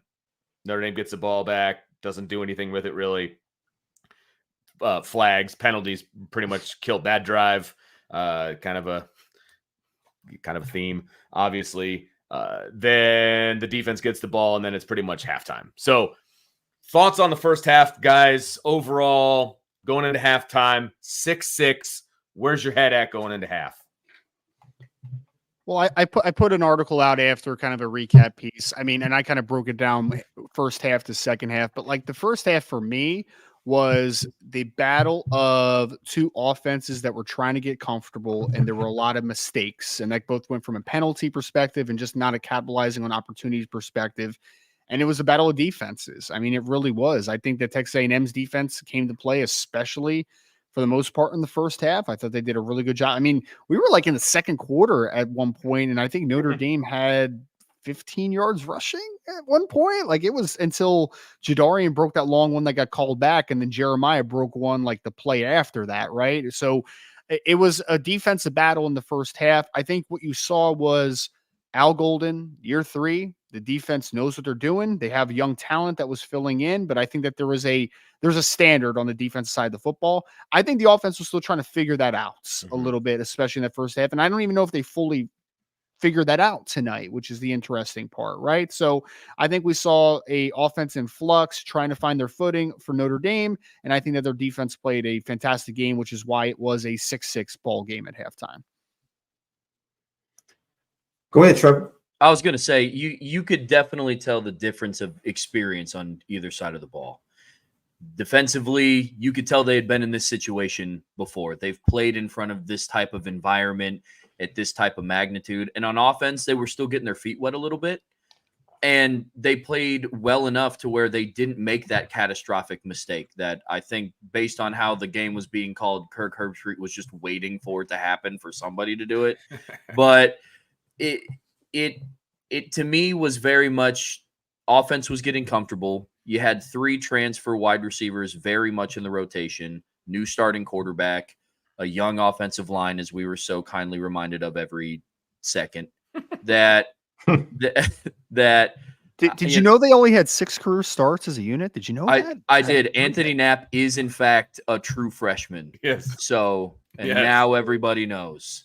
But I think it was a tale of 2 different kinds of experience in this game. Defensively, you could tell Notre Dame was very, okay, this is just kind of what we do now. Mm-hmm. And on offense, it was, what do we do now? Sure. So, and it was cool to see that progression in the second half, which I know we'll get to. Trevor, let me throw this back at you. Do you think, I agree with you, by the way, completely. Do you think not only what were the young guys on offense kind of, getting their feet wet, kind of feeling their way through it to a degree in the first half, you think part of that was also Mike Denbrock kind of feeling his way, trying to get to know his guys, what they can do in a game, what that looks like with these guys playing together and, all of that? You think that's part of it too? I do, 100%. I think it's complementary because you don't want to throw something at your guys that they're not ready for. And it doesn't want to be like a baptism under fire sort of thing. It's like, I think they're ready for this, so let's try this play out. You started to see it in the play calling. It was a little bit more and then a little bit more. And it's like, all right, let's see if you almost kind of knock it out in tiers. Right. All right. Well, let's see, the offensive line could hold up for this type of play. Let's see if we can push the ball a bit farther. Yep. They were okay with this line game. They tried to do a little bit of tight end coming back on a crackback motion, so left guard could move up to second level. They did that well a couple times, but that was more in the second half. They tried it once in the first half, and it was like, Cooper Flanagan missed a block. Let's go away from that. So to your point, I think it was a little bit of both. It was Mike Denbrock was almost waiting for his players to get more comfortable, so then he would get more comfortable. Sean? Yeah, I look at it as a heavyweight fight, right? Yep. And Notre Dame, as I said before, I think Mike Denbrock showed a ton of patience as a play caller tonight. I think he really did. And they had a game plan going in. I think they felt like because of the situation, it was going to be a 4th quarter game, either them being ahead, having to hold Texas A&M off, or what eventually ended up happening, it being a tie game going to the 4th quarter. Either way, they knew the 4th quarter was going to be where we separate ourselves, and they prepared themselves and had a game plan for that. Mm-hmm. So, sometimes, Del, we talk about this so much, man. Sometimes you just want to skip down the script, right? Based upon situations and things acting frantically. Vince, you've been a coach, as a, you go take a picture out like one batter too soon, or you leave them in. It's like that's the battle within as a coach, like knowing the right time, being patient and staying with you guys. And I think he did an incredible job of staying with Riley Leonard. He did an incredible job staying with his offensive line. And he did an incredible job playing to what he knew he had defensively. Mm-hmm. I know I have a great defense that they can't do anything against. Good I know point. that. So there's no reason for me to panic. There's no reason for me to make a mistake as a play caller. Eventually, we have set up to dominate the fourth quarter. And that's exactly what they did. So, that for me is something that I think really stands out, that connects to what Trevor was talking about and what Double R stated. At halftime, it was almost like, all right, let's hit the gas.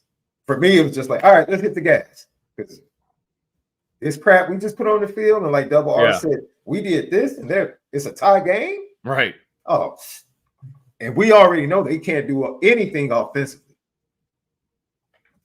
Let's go.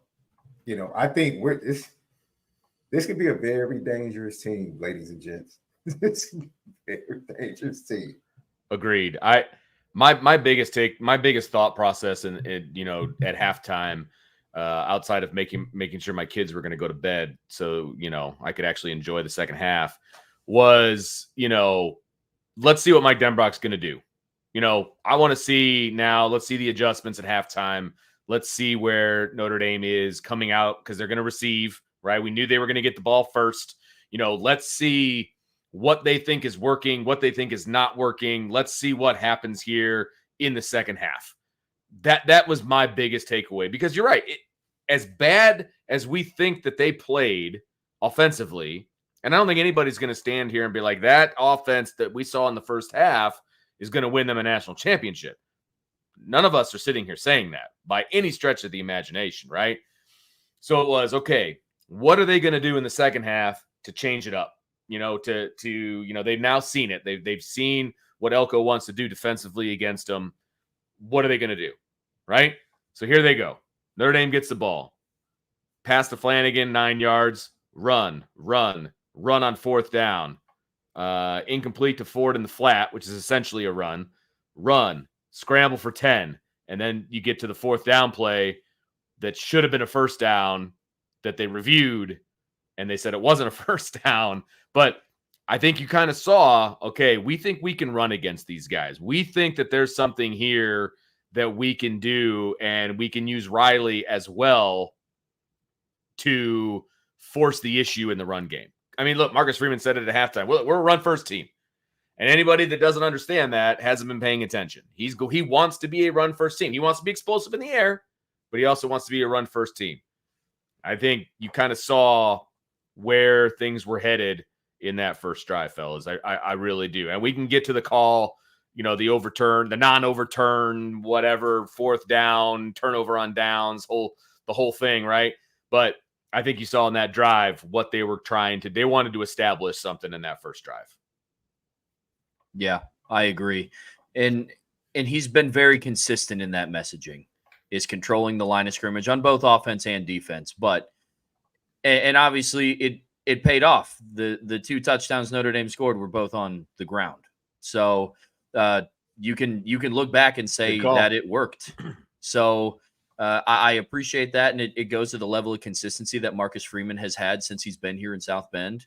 But yeah, definitely look to establish the run game, and especially after they started breaking off some big ones. And then the call was tough. That was a fun one. They had momentum, obviously. I think they were moving the football, maybe not in the big chunk way that a lot of people wanted them to move the football. But this is also a point where I think we learned something about Marcus Freeman, right? Like, he was telling his offensive line, boys, I got faith in you that you're going to be able to get this, right? And it's also, I've got faith in Riley Leonard. He's going to be able to carry the football and do what he needs to do to get a first down. Look, let's just all say it. He got the first down, okay? And so his faith was realized in that moment. Now, if Jeremiah Love gets that block a little bit better, then we don't have a replay and we don't have an issue. Okay, I mean, he might even score, to be honest with you, because A&M had everybody in the box, and there was nobody on the second level. He missed the block, but he still got the first down. Okay. I think going forward on those 2 4th downs, I think he was sending a message to his offense. I really do. And people can complain and they can say that he should have punted it or he should have done this, he should have done that. In my opinion, I think he was sending a message to his team. And you can do that, by the way, when you know you have a friggin' amazing defense. Okay. Yeah. That's number one. But I think he was also sending a message to his offensive line and his offense to say, boys, I got faith in you. Go get this first down. They rewarded him with it. It was the right call. Did he go for 4th down twice, right? Was it twice or was it 3 twice times? It was twice in that drive alone.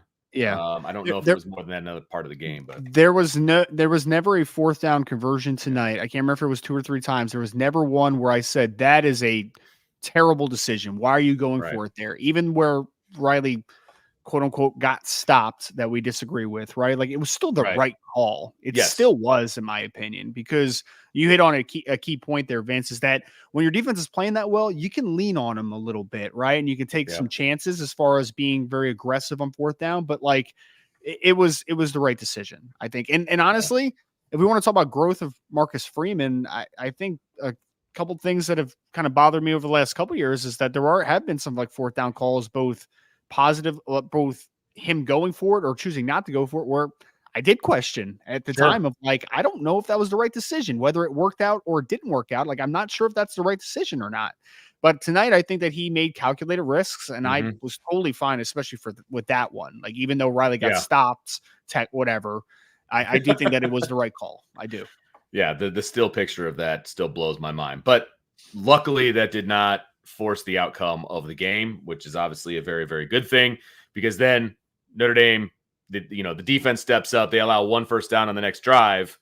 Essentially, they go 3 and out or 4 and out after that because A&M goes forward on 4th down. I believe that's the one where they thought that Notre Dame jumped off sides, and they thought they had a free play, and so he just put it out there.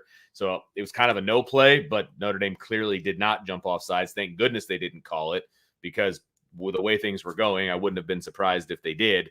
But Notre Dame gets the ball back, 4th down. They take, 4 plays, 63 yards, score a touchdown. Great run by Price, obviously. I mean, that move that he put on that kid in the second level turned a 5-yard gain into a 47-yard touchdown. I mean, it was that juke move and then the speed to get to the outside, and it was like deuces. Like, I was like, that's a touchdown. Everybody in the house knew that was going to be a score.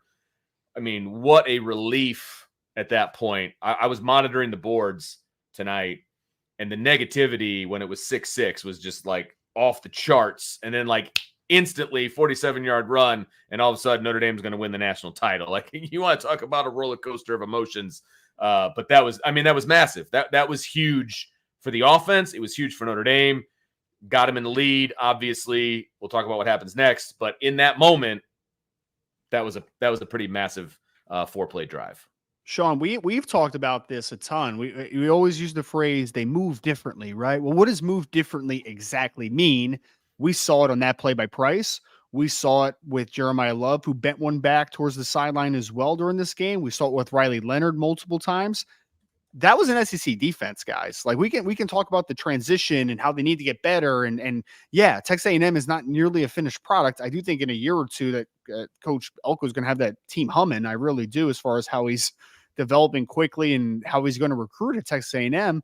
But Nick Scourton is a beast. I mean, he is. Torian York is a really good football player. There's some dudes in that secondary that I thought impressed me a decent amount. The greatest part about that run that you're talking about, Vince, for Jadarian, is he made Texas A&M's best linebacker, not like a guy that we've never heard of. Like, that was Torian York, who's a freshman All-American last year. That's a really good player. He made look silly, bent it back to the sideline, and then he showcases the athleticism and the explosiveness that he has. So yeah, you want to talk about Notre Dame bridging the gap or closing the gap from SEC speed and Notre Dame speed? Notre Dame had the speed tonight, guys. They had the advantage on speed in the speed department, and I think that Price showcased it on that run. Yeah, no doubt about it. What do you think he would have been without the Achilles? Yeah, seriously. We're watching this kid after an Achilles, which is years ago was pretty much the end of a career athletically. And the way he's come back from that, and I credit, once again, them last year taking their time with him. He really didn't start picking up carries until like the middle of the season. And he spent most of his time on special teams. And you saw him towards the end of the season really come on. That with itself, yields to what we're seeing now, the dividends they're reaping now, having the patience within the program to say, we're going to take our time. Of course, it's easier when you have the hope in the backfield that can carry the load. But, to see him make that run, knowing what he went through. Vince, we've been to practices when he was over there strictly riding a bike. Yep. We saw him going through it. Yep. And the frustration. And to see this young man have a game like tonight and have a run like that, you have to be extremely happy for him. Oh, yeah. On tonight. And it was funny because he said it. He was amped for this game. He didn't get a Texas A&M offer. Said he was going to have upwards to 25 to 30 people in the stands. No, I think he said it's close to 40, if I'm not mistaken. So, that's awesome. Yeah, that was huge for him in front of his people. That was huge. Defense gets on the field, forces a punt. Offense goes 3 and out. Unfortunately, almost threw a pick, which would have been pretty massive at that point. I mean, I actually got to kind of give a little bit of credit to Thomas for, he didn't necessarily break it up as an offensive player, but he kept fighting for the ball, which prevented Texas A&M from intercepting it, right? So it's not like he turned it, like they always say, he turned into a defender and, blah, blah, blah. That's not what happened. But he kept fighting for the football and prevented the interception from occurring, which clearly ended up being huge because even in the next drive, that's when A&M goes down the field, puts a touchdown on the board, 10 plays, 65 yards, they almost 4-minute drive. Then, as Ryan would say, and I don't want to take words out of his mouth, but this is where the PTSD, I think, hit hard for me personally. It's like, hey, Notre Dame has all the momentum at this point. A&M gets the ball. They go 65 yards. It was just like a methodic run the ball, scramble for a first down. And then you had the PI on Mickey, and you had another flag with the hands of the face for Cross. So 2 massive penalties on that drive, and then just runs. I think that's what worried me the most. They were just running the football, and penalties. And then they go down and score. They tie it up at 13, and I'm like, okay, this is not a great place for Notre Dame to be. Where were your guys' heads at this point in the game? I mean, I had that PTSD feeling because I Texas A&M, who was a big offensive line that we had talked countlessly about going into this game, they bullied Notre Dame on that drive. Yes, I mean, let's call it what it is. I mean, Donovan Heinisch, Howard Cross, Riley Mills, I think Jason Onye was on that drive as well. Like, they got moved off the spots. I felt like Osbury was a little bit out of sync as far as like his keys, especially on that drive. I think Drake Bone was a little bit invisible up until that point. And like Jack Kaiser was fine for the most part, but like even he was a little slow scraping on that drive in general. So I think that drive in particular, Texas A&M looked like they kind of put their head down and were trying to make a statement of like how the rest of the second half is going to go if you're Texas A&M versus Notre Dame, because the passing game was not working. So Texas A&M had to resort to Le'Veon Moss and the pretty talented running back room that they have. And so they took it to them. They put their head down. But I think that obviously that was kind of an outlier drive when now that you kind of take a step and look back, because Notre Dame was able to match physicality. But that drive, I think they were trying to set the tone physically for me. I think Colin Klein had his Tecmo Bowl moment of the night on that drive. Because he had some perfect plays called. He anticipated what Al Golden was going to come with, and he had the perfect counter to what he called as far as the blitz, and they popped a couple. And the play, I know the one play you're talking about where I believe the guard came through, and Drake just didn't step up as fast and feel as fast as he needed to, and then kind of shed the block and make the tackle. That was the only way that they were going to stop that play. Drake was going to have to make a perfect play, beat the blocker, shed him, and maybe, stop them for about 4 or 5 yard gain. But yeah, you just have to give credit. Like DeVar said, they bullied them. Colin Klein had some really good calls, and the frustration of Howard Cross. Once again, Notre Dame still helped. Like at Texas A&M's best, they still needed help with 2 penalties. And Drake, and to talk about that, Drake made a couple of plays on that drive. The one by the goal line where he scraped down. Yes, and made a good play. Because he came from an outside 9 technique, basically, and just kind of stayed, followed, and then just exploded into the hole to make that play. It was actually, for once, it was actually a really good replay by ESPN to kind of re-show that one. But that was a great play by a young linebacker. I mean, that was a heady play. Followed the play, and then just his explosion on that, I think, is what really stood out to me, because he was at the second level and then just bam, exploded down, met him in the hole, and made that play. That was a huge. I think that was the play right before the touchdown, if I'm not mistaken. Yep, it was. Mm-hmm. Trevor, what were you thinking at this point? 13-13, man. PTSD definitely started to kick in. I'll follow suit there for sure. But I will say it's so tough to ask a defense to play lights out every single possession, right? And even in the moment, I was, here we go again. Mm-hmm. And then took a step back and it was like, I mean, up until this point, they've been pretty locked down for the most part. Mm-hmm. But again, that PTSD in the back of your head, it's like, well, I've seen games before where Notre Dame's defense is pretty locked down until they very much aren't. Right. And then it just starts to cascade. And happy that they were able to, call it the outlier drive with a couple of assists from Notre Dame penalties. Mm-hmm. So, very, I don't want to say I was feeling uneasy. I don't think the world was on fire yet for me at that point, but it was very much all right, offense. Let's see what you got now. Oh man, I was the dog meme with just like the fire in the background. Like that's what I was feeling, man. Things were burning. Things were burning in my head. I'm a little bit more positive vibes out of me this weekend, so I think just naturally, fair. I think I'm erring on the side of good things, but no, there was definitely a little bit of, well, this was going really well, and here we are again, and obviously it ended up working out in our favor. For sure. No, it was definitely a moment of elation and like, okay, I've got faith this defense isn't going to let them score a touchdown. So that touchdown that Notre Dame scored is huge. Like, here we go. They need one more nail in the coffin, call it a day, fire up the jet. It's time to get back to Indiana. Like, that was my thought process. And then they just kind of had that methodic drive down the field. And it was like, okay, they just put one in the end zone. What does this offense have to respond to that, if anything, right? Because frankly, I didn't want to go into overtime in that stadium. You know what I mean? I didn't want to have to do that. Like, that is not where my mind was. Now, there was still obviously time left on the clock. There's more possessions to come. Notre Dame gets the ball back offensively. They did okay, but they ended up punting. I believe it was a 1, 2, 3, 4, 5, like a 6-play drive. There was a false start by Pendleton in that drive. And it was a bad one because the noise in there, I'm sure, was deafening.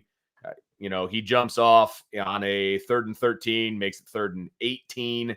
And then you get the wide receiver screen to Greathouse to kind of cut it in half. But obviously you punt at that point. It's 4th and 9. You kick it away.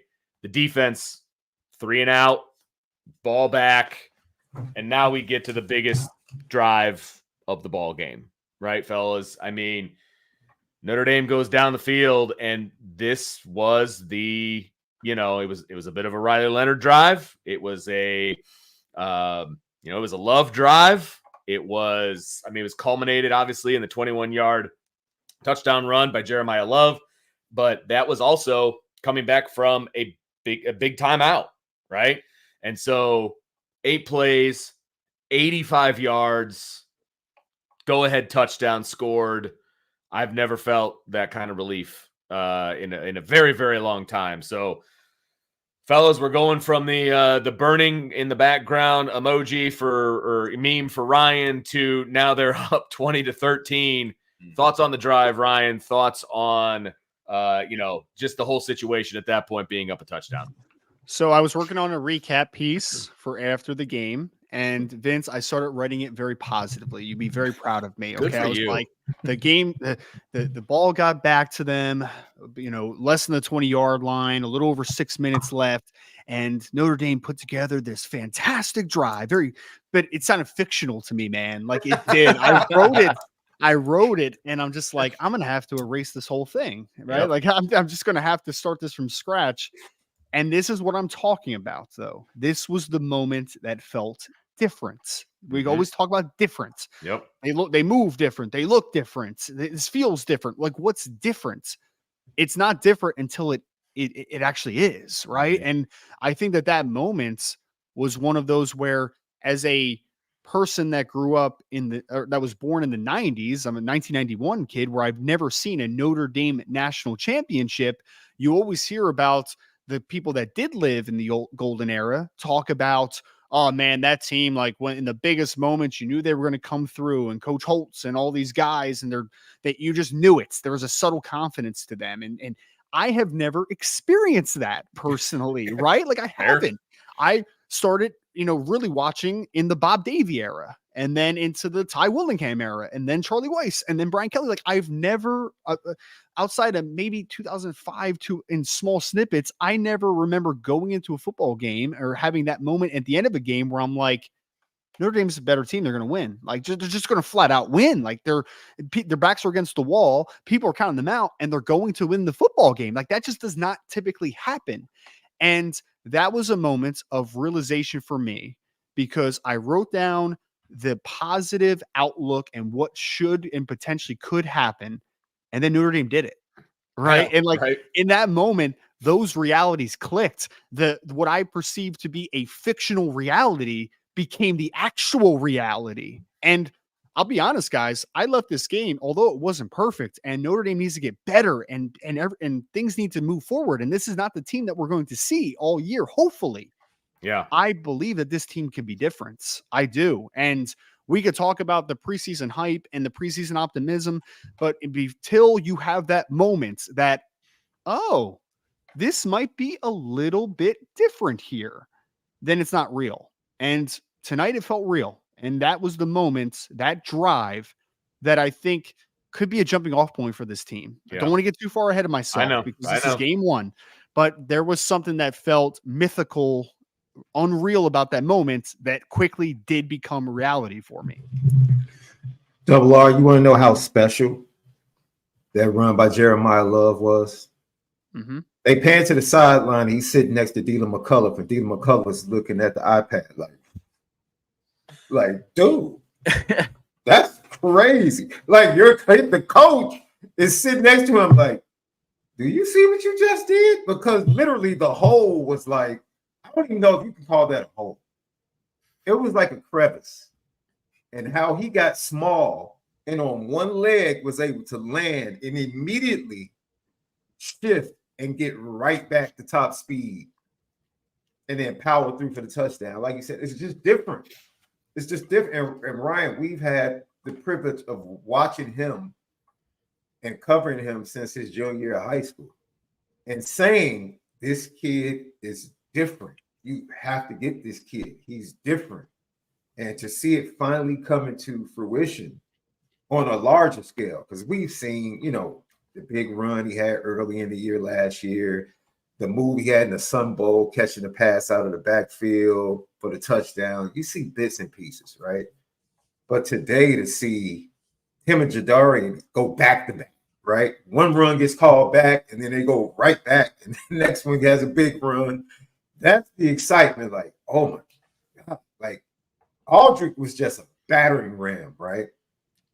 He was just a battering ram. This is different from the running back position, which is why I was ready for Aldrich to leave. I know most fans were like, oh man, I wish Aldrich could come back. And I was like, no, let him go. Because what we have coming behind him really has a chance to be like next level. Mm-hmm. and not next level against the majority of the schedule. I'm talking about next level when we face Texas, next level when we face Georgia, next level if we face Alabama. Now we step on the field with some real difference makers, some real gap closers. And like Double R said, fortunately, I did watch the 88 championship, so I kind of hold on to that. But it's been a long time. It's been a long time since we had that type of feeling. And it's tangible, right, Double R? It's not like just hope. It's literally like tangible now. Like you know it. You really believe it. And it's a cool feeling, guys. It's one game. But hey, I'll take this over the loss. I'll take this over the loss. No doubt. Trevor? Yeah. It's nice knowing that all of the talk about how fast and how long and how athletic this team is has came to fruition. And that's what that final drive told me, which is awesome. In my lifetime, I have not seen in a game of this magnitude with this much on the line in this environment, the Notre Dame team just was better. Like they were the more athletic team. Typically, we were on the flip side of that coin. Mm-hmm. And a lot of times when we talk about, well, we won that game because Notre Dame was just more athletic. That's not against Texas A&M at night at Kyle Field. That's at home against Virginia, right? That's on the road against an NC State team who on paper should have been better than what they were, but it wasn't this. And to me, that's what that showed. I was telling my buddy that I was watching the game with. Guarantee a lot of the conversation on that sideline was, Denbrock or Gaduli going over to Riley Leonard and saying, hey, it's your time now. This is why we brought you to South Bend. It's time to go. And, the first 5 plays all ran through him. An unsung hero of this game to me was Bo Collins, because the wide receiver room has been scrutinized for the last couple of years. If you guys just don't have that guy, you don't have the playmaker. And I know his stats won't jump off of the page for you. To me, Bo Collins was Mr. Reliable tonight.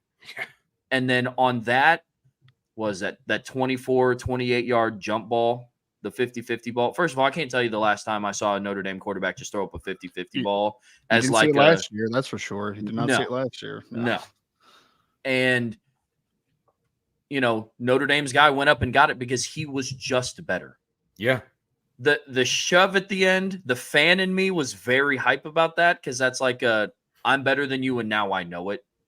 But from a schematic standpoint of we've shot ourselves in the foot a lot tonight. The last thing I needed to see was the ref that was standing behind him throw out the hanky in his pocket. But all of that, and then you cap it off with that run by Jeremiah Love, which should have been a 2-yard gain. Let's be real. Mm-hmm. And what he was able to turn that into. After that drive, I sat back on the couch and it was like, so this is what it feels like that your team is just the better team. And we always talk about Notre Dame closing the gap and getting to that point. I think we have now, I don't want to say overcame that gap. I'm not ready to say Notre Dame is just like Texas and Alabama, but it is closer because in years past, even if Notre Dame squeaks out a win in years past, it's not by double digits. Mm-hmm. Look at the Florida State game in 2021 that went into double overtime. And I don't think Florida State in 2021 was the team that they were last year when we had played them. So I think that's the overall difference. And I think that's really exciting to see. And could I say one more thing, Vince, is that like that also that drive, and we haven't talked about it enough, I don't think tonight, just because of how we're kind of doing the show a little bit differently. The offensive line grew up, right? Yeah, like right in front of our eyes.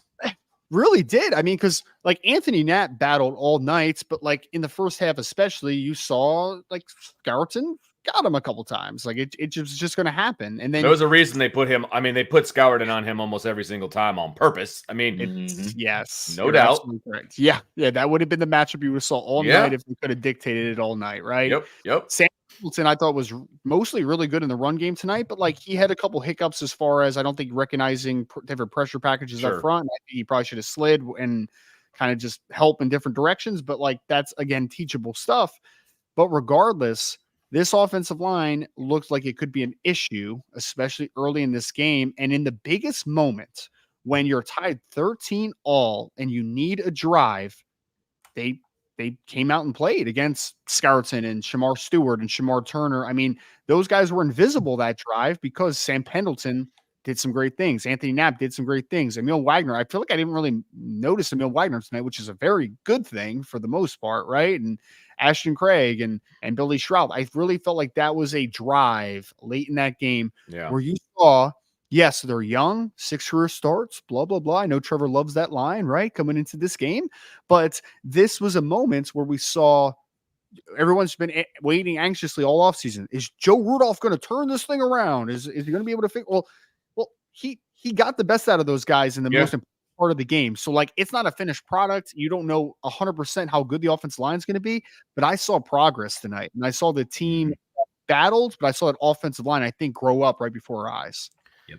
I completely agree with that. Completely. I don't want to step on you, Sean. You got something? No, I just wanted to say, ARR, I think we could leave Coach Rudolph alone about getting rid of that one guy that went to Penn State and going after Knapp. I think we're done. I was actually just looking at the Penn State roster, and I saw good old Caleb Brewer on the roster, which kind of brought back some bad memories. But yes, I think we can let it go for now. We can let it go, ARR. We held on to it far too long. Now it's like, okay, it's time to let it go. Yeah, that's a big win for Joe Rudolph on multiple levels. Collectively as a group, how they grew up and adjusted in that game, how they fought those two youngsters. And Anthony Knapp is a huge win from evaluation, closing the deal in recruiting, and then developing and having that kid. Then you watch the film more than I do, and you watch the line more than I do. Look, we know. Everybody else was like, really? Freshman? And we're like, if they say he's better, it's believable. Right. I mean, it's believable. Like, because we've been there, you paid attention, I've heard you talk about it. It wasn't far-fetched. And one of the things I said last week, he just did this at LSU. He did it with Will Campbell. Now, Will Campbell was more highly touted, but he just did it. First-year transfer quarterback, left tackle, true freshman. He just did it. So he knew what he needed to do to have that young man positioned to play the best he could. And that is the benefit of having Mike Denbrock in this game. It paid huge dividends in multiple ways, in my opinion. So I just want to go through this particular drive and what they did, right? So 1st and 10, quarterback run, 9 yards, right? And that was a heck of a run. That's the one where he kind of got stood up almost at the line of scrimmage and just kind of forced his way for 9 yards. Then Love had a -4. And then possibly Riley Leonard's best throw of the night. And you guys correct me if I'm wrong. Number one, he had time to throw it. Number two, it was an out route that he put exactly where it needed to be for Greathouse to get the first down. On third and 5. Down too. On a third down, yes. Yeah. 3rd and 5. He allowed it to, he threw it as soon as Greathouse gets out of his break. I mean, put it right in the breadbasket. Like, I think that was his best throw of the night because he had time. He stepped into it, made a great throw. So huge 3rd down play there. Then you get the 1st and 10. They go right back to the air with Collins and that big catch on the sideline, that back shoulder, right? Then you get another quarterback run for 12. Then you get a Love run for 18. Then you get a Love run for 1. You go to timeout, go to the commercial break. You come back, and Brian spoils it for everyone and lets us know that Love scores a touchdown from 21 yards out. So, and just so everybody understands what that means is we had our group chat going, and all of a sudden we see "let's go" with a bunch of exclamation points. And I'm probably 2 minutes away, I felt like, from the actual play being run on my TV. But obviously I knew something good was coming. So it was okay. It was still just as exciting, frankly. But yeah, Brian spoiled it for us on that one. It was pretty funny. But, you know, big runs, big throws. As Ryan said, the offensive line grows up on that drive. Notre Dame goes up 20-13. Now, the only negative as I'm going through all the worst case scenarios in my head at that point, was crap. They left too much time on the clock, and A&M's got a ton of timeouts, right? So it's like, okay, still plenty of time for me to be freaking out and watching this game and for all the bad stuff that I have seen over the years to happen. And again, did not want to go to overtime in that stadium in that moment, right? So Notre Dame kicks off. A&M gets the ball, 4 and out. Huge pass breakup by Christian Gray on that 4th down. At that point, everybody just kind of exhales. And then, of course, Mitch Jeter puts up a field goal just to seal it and just prove that the kicking game actually matters in football, which I love. And boom, we all celebrate and get ready for the show. So, boys, how are we feeling at that point in the game? Touchdown, 4 and out, field goal, ball game. It's fantastic.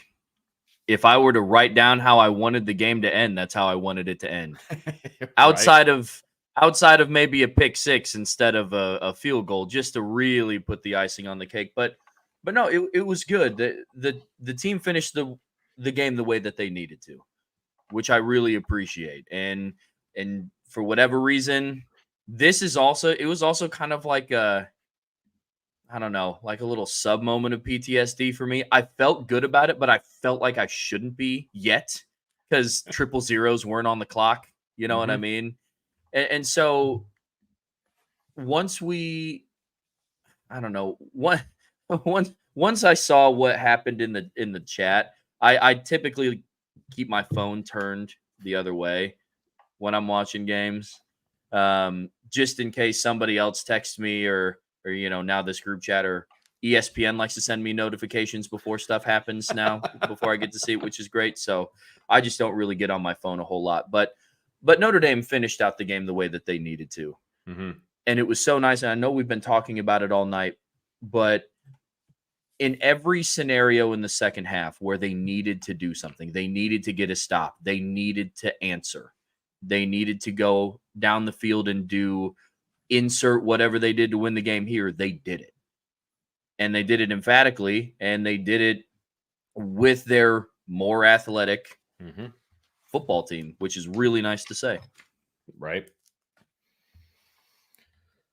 All right, boys, that's going to do it for our recap of the game. Kind of a new segment that we're rolling out. So we'll check and see how we think we did on that, and see if we're going to bring that back, next Saturday after the first home game of the season. But so that's going to do it for our recap. Make sure you hit the like button, the subscribe button, the notification bell, share with your family and friends, all that fun stuff. And of course, boards.irishbreakdown.com if you want to ride that roller coaster of emotion with all the board members, in the chat during the game. Ride that roller coaster, baby. It's the best money can buy. I'll tell you what. So hop on over at boards.irishbreakdown.com for all your excitement during game day. And then, of course, all the recap and then predictions for the following week. That's the best place to get it, fellas. No doubt about that.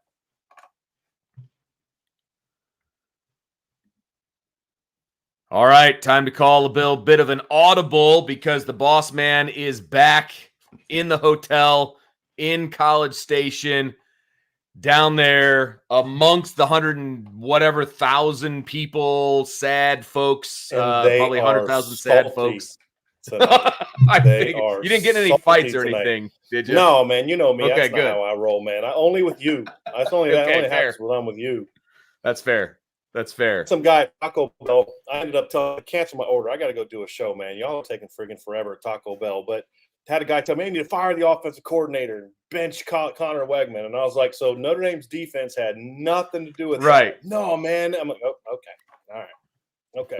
But I was told on good authority, am I ready? Am I able to start my rant like now? Can I just go? Are you 100%. This is ready to just go? This is the Brian Driscoll rant segment. Okay. So it's all you, brother. I was told on good authority that from Chris Fowler's clown, you know what, that better defenses are coming down the road because apparently Chris Fowler has never watched Notre Dame play defense in the last 2 years. Gosh. All right. Number one.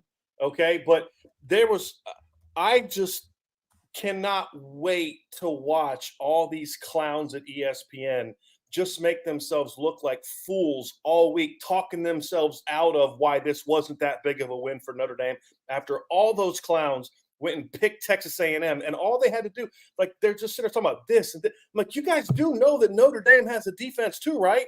I did watch that team hold Ohio State to less than 20 points per game the last 2 years, right? The team that y'all pick to win it every year other than Georgia, right? I mean, and they held them to less than 20 points. Marvin Harrison didn't even go for 100 yards against Notre Dame, not in a game, in 2 games combined. But we're going to act like Notre Dame doesn't have the best defense on that field tonight?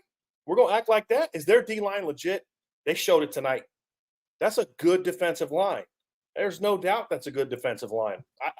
It's them, Louisville right now, what I've seen so far this year might have the 2 best D-lines that I've seen that Notre Dame's going to face. I would have said Florida State preseason, but after watching them get pushed around by Georgia Tech, I'm not as concerned about that one. But it just – and for all the Notre Dame fans that spent all the last 2 weeks talking about they don't win games like this, I don't want to hear you talking about A&M's not that good. I don't hear you talking about, Connor Webman's not as good. Look, the fact of the matter is this. Vince, you know this. Ryan, you coach football. You know this.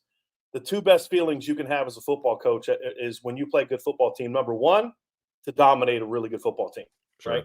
Number 2 is to not play your best, not do all the things you need to do, but grind it out, be gritty, and say, hey, you know what? You watch the film, there is a lot to clean up, 10-plus penalties.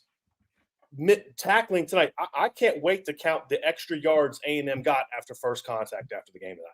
Yeah. And that stuff proved crucial. Adon Schuler, I thought, was so good tonight in so many ways. I mean, just great reads all over the field. But how many times did he hit a guy, not wrap up, and let them get 4 or 5 yards afterwards, including on one play where he does a great job sniffing out the screen, and then goes out of control, doesn't tackle the guy. He gets 5 yards, and all of a sudden they're at 49-yard field goal range. He makes that stop. They're at 55. Now they got some tough decisions to make. You going to try a longer field goal, or are you going to punt the ball and try to play field position, right? So when you watch this game tonight, fellas, linebacker play, I mean, I can't wait to talk to Ryan after he watches this game again, and we can talk about the linebacker play. It's got to get a lot better. The O-line's got a lot to clean up. Pass pro's got a lot to clean up. Riley Leonard had multiple missed opportunities tonight in the pass game. But they went on the road and beat a team by 10 that a lot of people in this chat and everybody on ESPN outside of a guy who's like almost 90 picked to beat Notre Dame. Nick Saban picked A&M. Oh, the environment. Just because your team struggled with that environment the last 2 times you went down there doesn't mean Notre Dame is going to struggle with it tonight. Oh, I don't know if they can handle the heat. All I know is I saw A&M players cramping up in the fourth quarter of this game, not Notre Dame players. Oh, but the O-line, they went for a $198 on a team that gave up 108 yards per game on the ground last year. Oh, they don't have enough speed. The team in white and gold was the fastest team on the field tonight. I mean, all the false narratives that, Sean, you and I have just been going back and forth on the phone about the last 2 weeks. I just wanted to scream. I almost went off on my show Friday. I had to hold myself back because I'm so sick of these narratives that are just not based on reality, but emotions and what was true 10 years ago. This isn't Brian Kelly's Notre Dame anymore, folks. This is a different era. And, you talk about the quarterback. People are crying and whining about the quarterback. Riley Leonard's got to play a lot better than he did tonight. No doubt. Missed a big opportunity. Devin Ford might still be running. He might be to like Oklahoma by now if he hits him when they were backed up and he's scrambling, right? He's missed him in the end zone. He's got to hit Jeremiah Love on that slot fade. He's got to get that ball up to Bo Collins on the deep end cut. There's a lot of opportunities there for Notre Dame to run A&M off. But he did 2 things tonight, fellas, that I absolutely loved. Number 1, even when the pass game's not there, he's a playmaker. Past quarterbacks love Jack Cohn, love Sam Hartman. But if their throwing game wasn't there, they brought nothing to the table. Right. Riley Leonard tonight, 63 yards on 12 carries, showed that even when the passing game's not there, he can be a playmaker. And just little things like sliding, staying in bounds on that last touchdown drive, letting that clock run, knowing the situation, smart football. And the other thing, too, he was so calm tonight. Every time something was about to get ramped up, Jaden Thomas is losing his mind on that penalty he got. And I understand where Jaden's coming from. He's thinking the tight end did his job and stayed behind the line of scrimmage. And he's like, it's not pass interference, it's a screen. Well, Cooper Flanagan got past, and so Riley calmed him down. And what happened I think a couple plays later, Jaden Thomas comes in and cracks somebody as Jadarian Price bounces that ball outside for a touchdown. Right? And that's another thing. I don't want to hear another conversation about the best running back rooms of college football unless you're going to include Notre Dame. And if you're not going to include Notre Dame, then you're not a serious person anymore. Don't talk to me about team speed when I watched them 2 running backs last night. And you know what I loved about it too, guys? It's not like they were just opening up these big holes and they just ran through untouched. They were opening up good holes, but then they got to the second level. They had to make plays. Jadarian had to truck somebody before he had to bounce it outside and run somebody over. Right? I mean, and you saw Jeremiah Love. I mean, he was brought here for speed and explosiveness. 2 best plays he made tonight were about him running through people. Right? So like Notre Dame, I felt their missed tackling had a lot to do with just not wrapping up, not playing with force. Notre Dame's offensive players were just running A&M players over tonight in the second half of that game. I mean, they were the tougher team in the fourth quarter. And that is no disrespect to A&M, because I gained a ton of respect for the A&M football team tonight. They battled their butts off, right? They came against a really good top 10 Notre Dame team and brought it for 4 quarters. Guys, they just got beat by a better team.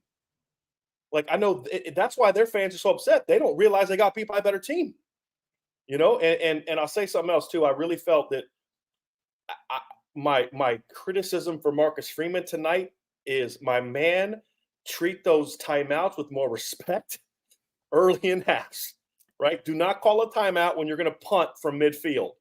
Let the flipping clock run down. Right. Okay? But you saw the faith he has in this football team in the second half of this game tonight. Bingo. And he was willing to make those 2 fourth down calls. And you know why I'm okay? First of all, he got the first down. That was a bad call. Bad spot, in my opinion. But the reason I'm good with that, even if they did get just flat out clean stopped, is that's him saying, I know even if they get the ball at midfield, they're not going to go down and score on our defense. So it showed confidence in his offense to make the conversion, and then it showed confidence in his defense. Guys, we haven't always seen him play with that kind of coach with that kind of confidence in his football team in past years. And that showed me something. And you could argue that was kind of early to be going for it on 4th down in a game. But he said, I have faith in my football team. And the message that sent to the Notre Dame football team, in my opinion, was huge. And so to see this team come out and play with the grit that they had, play with the toughness they had, and play a sloppy game and still come away with a 10-point win says a lot about who this football team is, fellas. Because you can say, like, if they just went out and rolled A&M and say, well, maybe A&M isn't really that good. But this A&M team brought it. And Notre Dame gave them plenty of – I mean, first drive of the game, 2 third-down penalties. They gave them first downs. A third and a second. But the first one, it would have been a 3-and-out if Notre Dame doesn't have the penalty. Well, then you had the third down pass interference on Christian Gray, right? On the third long. Wasn't that also on drive 1? No, that was later. What drive was that on? It was on the. It was. Well, I'm gonna have to find it, but it was definitely not on the first drive. The old trusty play sheet here. The two penalties on the first drive were 3rd and 2. Were Traore and Mills. Right. You have the 3rd and 2 where there was Mills and let's see, Mills and Traore, right? Yep. And then was it drive 2? Trying to find the one where Christian Gray. You had another one where Christian Gray gives up a 3rd down conversion on 3rd and long because he gets called for pass interference. Yeah, the second drive is where there was an offsides and a PI on the same 3rd play. and 11 on the second drive. Yeah. And you let them go down. You end up. So I mean, there were so many opportunities where Notre Dame had misses and mistakes. Right. That you're going to get in the film room and clean up, and that's a great feeling. I don't know how I'm sure you guys talked about this, but when you can watch film and see so many mistakes, like Sam Pendleton's going to have a lot to clean up from this game. But you know what he did on those last 2 touchdown drives? Blew somebody off the ball, and that's why you're playing him. Mm-hmm. I mean, Ryan, how many times did you and I talk about Sam Pendleton during his 2 years basically committing Notre Dame? We're like, one thing I know about this kid, he's going to punish people. He likes punishing people, and I thought Anthony Knapp held his own. And, I'll have to get back in the film and really break down the entire offensive line. But I thought they battled. Mm-hmm. That was the big thing for me, is I thought they battled. The biggest frustration for me, I just kept waiting on them to just take a shot against A&M. I really did. Now I'll give A&M credit what they were doing, and is they were playing a lot of really deep too high with their corners playing aggressive, trying to funnel everything inside to basically take the tight ends out of the game. And Notre Dame didn't have a kind of a plan of attack. So they're basically saying, hey, we're going to kind of protect against the deep ball up the seams and force you to go outside. And I don't think Notre Dame had enough confidence they could protect long enough to maybe take some of those outside shots until we got in the fourth quarter and they hit that back shoulder to Bo Collins. But like, my thing is, that was there all night. That throw was there all night. I thought the corner route they hit on snag, and they're playing too high all night. You can't give me a couple smashes or something, you know? And I thought A&M also had a really good third down package. I mean, third down offense tonight was brutal. I mean, just absolutely brutal. But I thought A&M had a good package. They were taking the quick game away and saying, you're going to have to throw the ball downfield to convert on us, but you're not going to be able to have enough time to get that ball out. And then obviously there's some pass protection issues. But, man, I could sit here and talk for an hour about all the things they need to clean up, but they got the win. Right. But we sat here, we're in the chat, and by the way, I apologize for, giving away stuff. I kind of forget that you guys aren't watching it at the same exact time that I am. But Vince, how much time was left when Notre Dame got that ball? It was 13-13. Oh, About so 6 minutes left. They got the ball once and didn't do anything with it, and then they got it again and scored the touchdown. There was 6:23 left, and they went on a 4:29 drive. And I texted you guys, and I basically said, where's the text? I said, I can find it here. I said, because, let me see here. To me, this drive is the game. You either move it and score and win, or you punt it again and eventually lose. Like, I really felt like that was the moment where we're going to find out if this team has what it takes to win.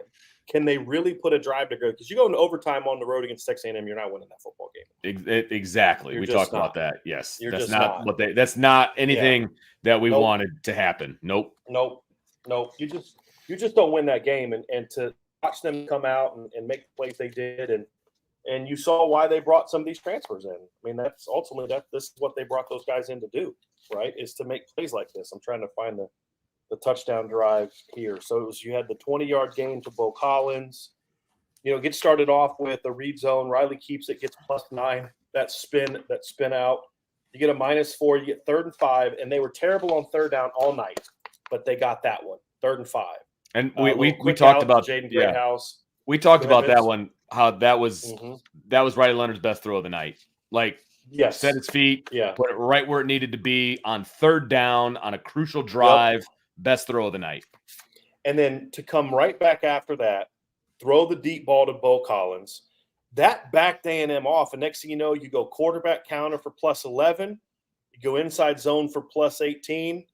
Go +1, and then Jeremiah Love breaks it for the win. It's like that throw was the final – that 3rd down throw to me was that final spark that, hey, we got this, and then that aggressive play call.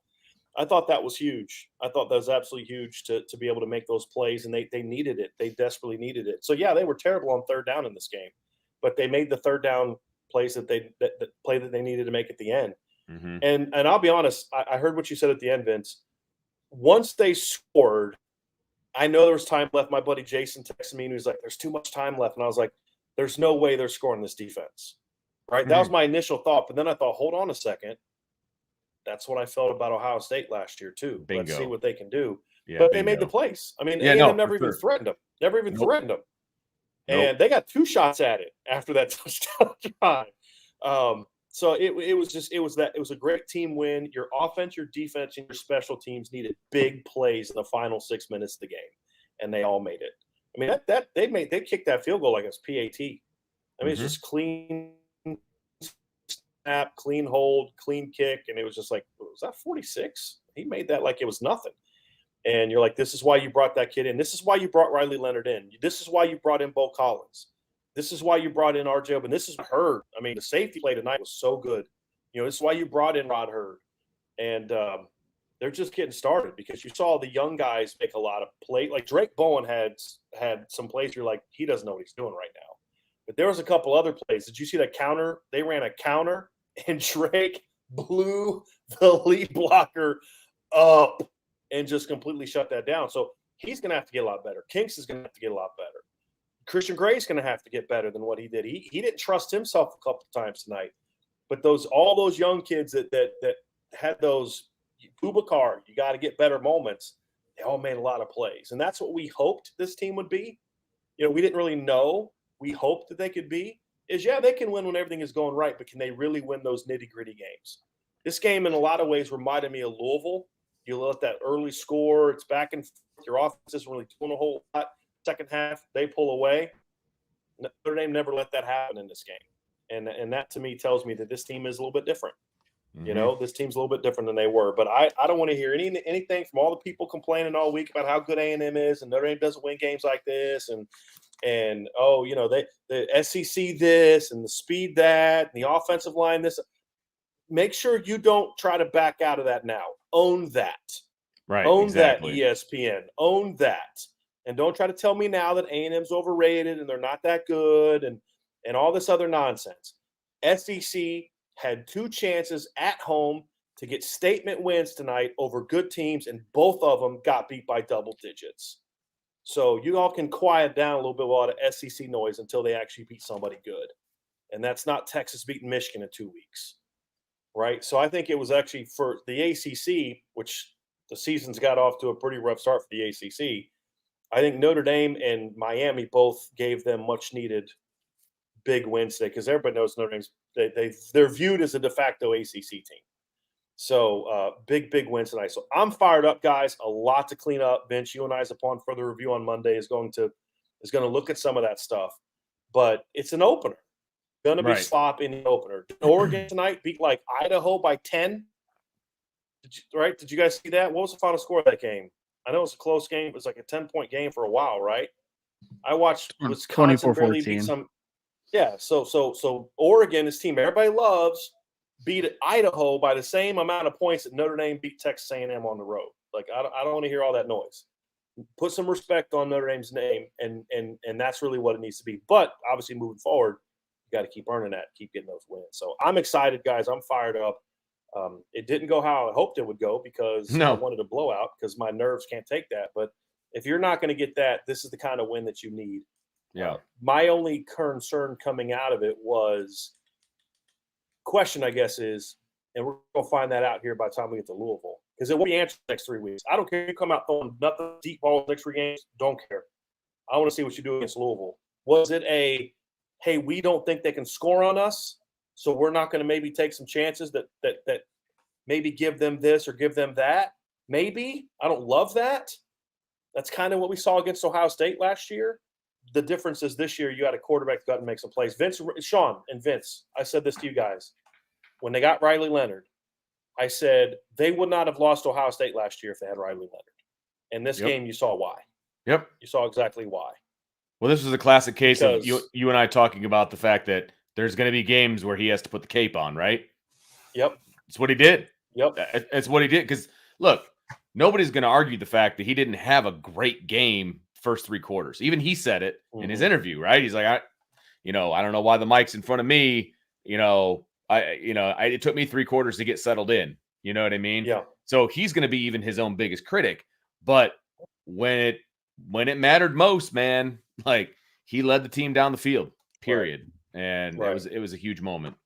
Just go back to what Brian just said. That's going to be a question mark for people that they try to put over Riley Leonard's head.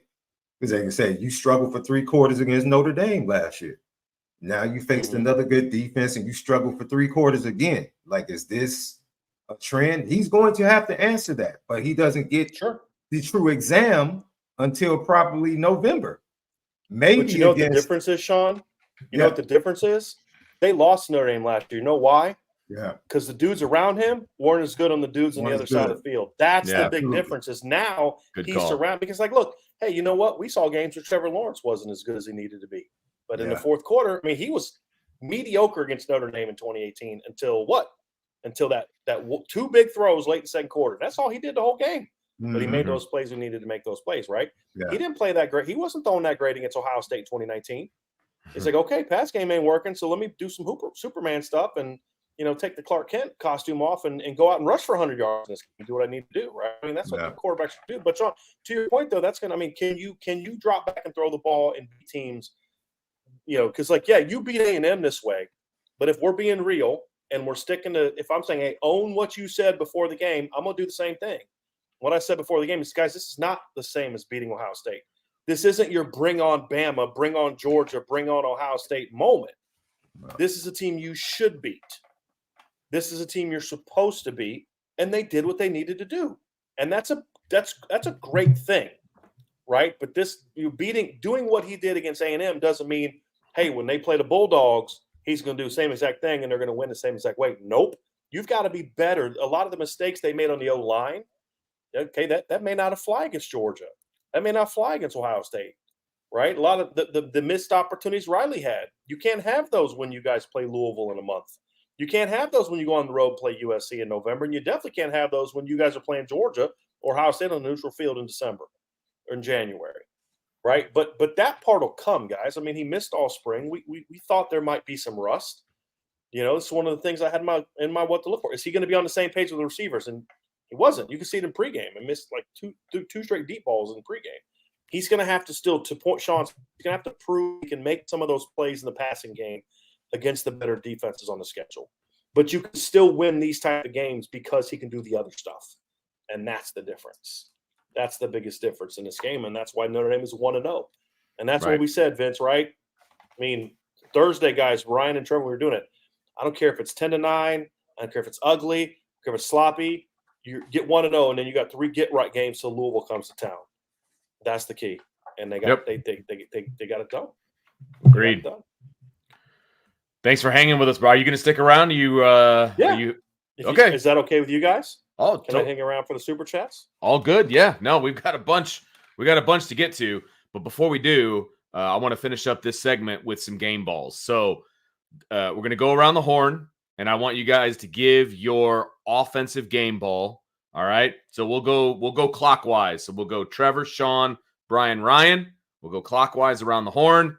Trevor, your offensive game ball, sir. Mine's going to go. I thought about it because I saw that's what's going to be on our agenda for tonight. I think the easy answer would be Riley Leonard, for a multitude of reasons. But for me, I'm actually going to go Bo Collins is going to get mine for tonight for a handful of reasons. First, he was very consistent in the pass game. And I think that back shoulder that he caught on that final drive for the go-ahead touchdown is big. Is what gave the spark to help finish that drive. That, to me, was the play that almost invigorated the rest of the team. That was, we're just better than this team. Don't care what the media is saying. Don't care what College Game Day said. I don't care that we are at Kyle Field and this is the SEC. We, as a collective team, are better than Texas A&M. And I think that's a game changer. And Bo Collins' stats are not going to jump off of the stat sheet. I think he had 5 for 62. But all of them were meaningful if you go back and look at the All-22. So he's getting my offensive game ball. Sean.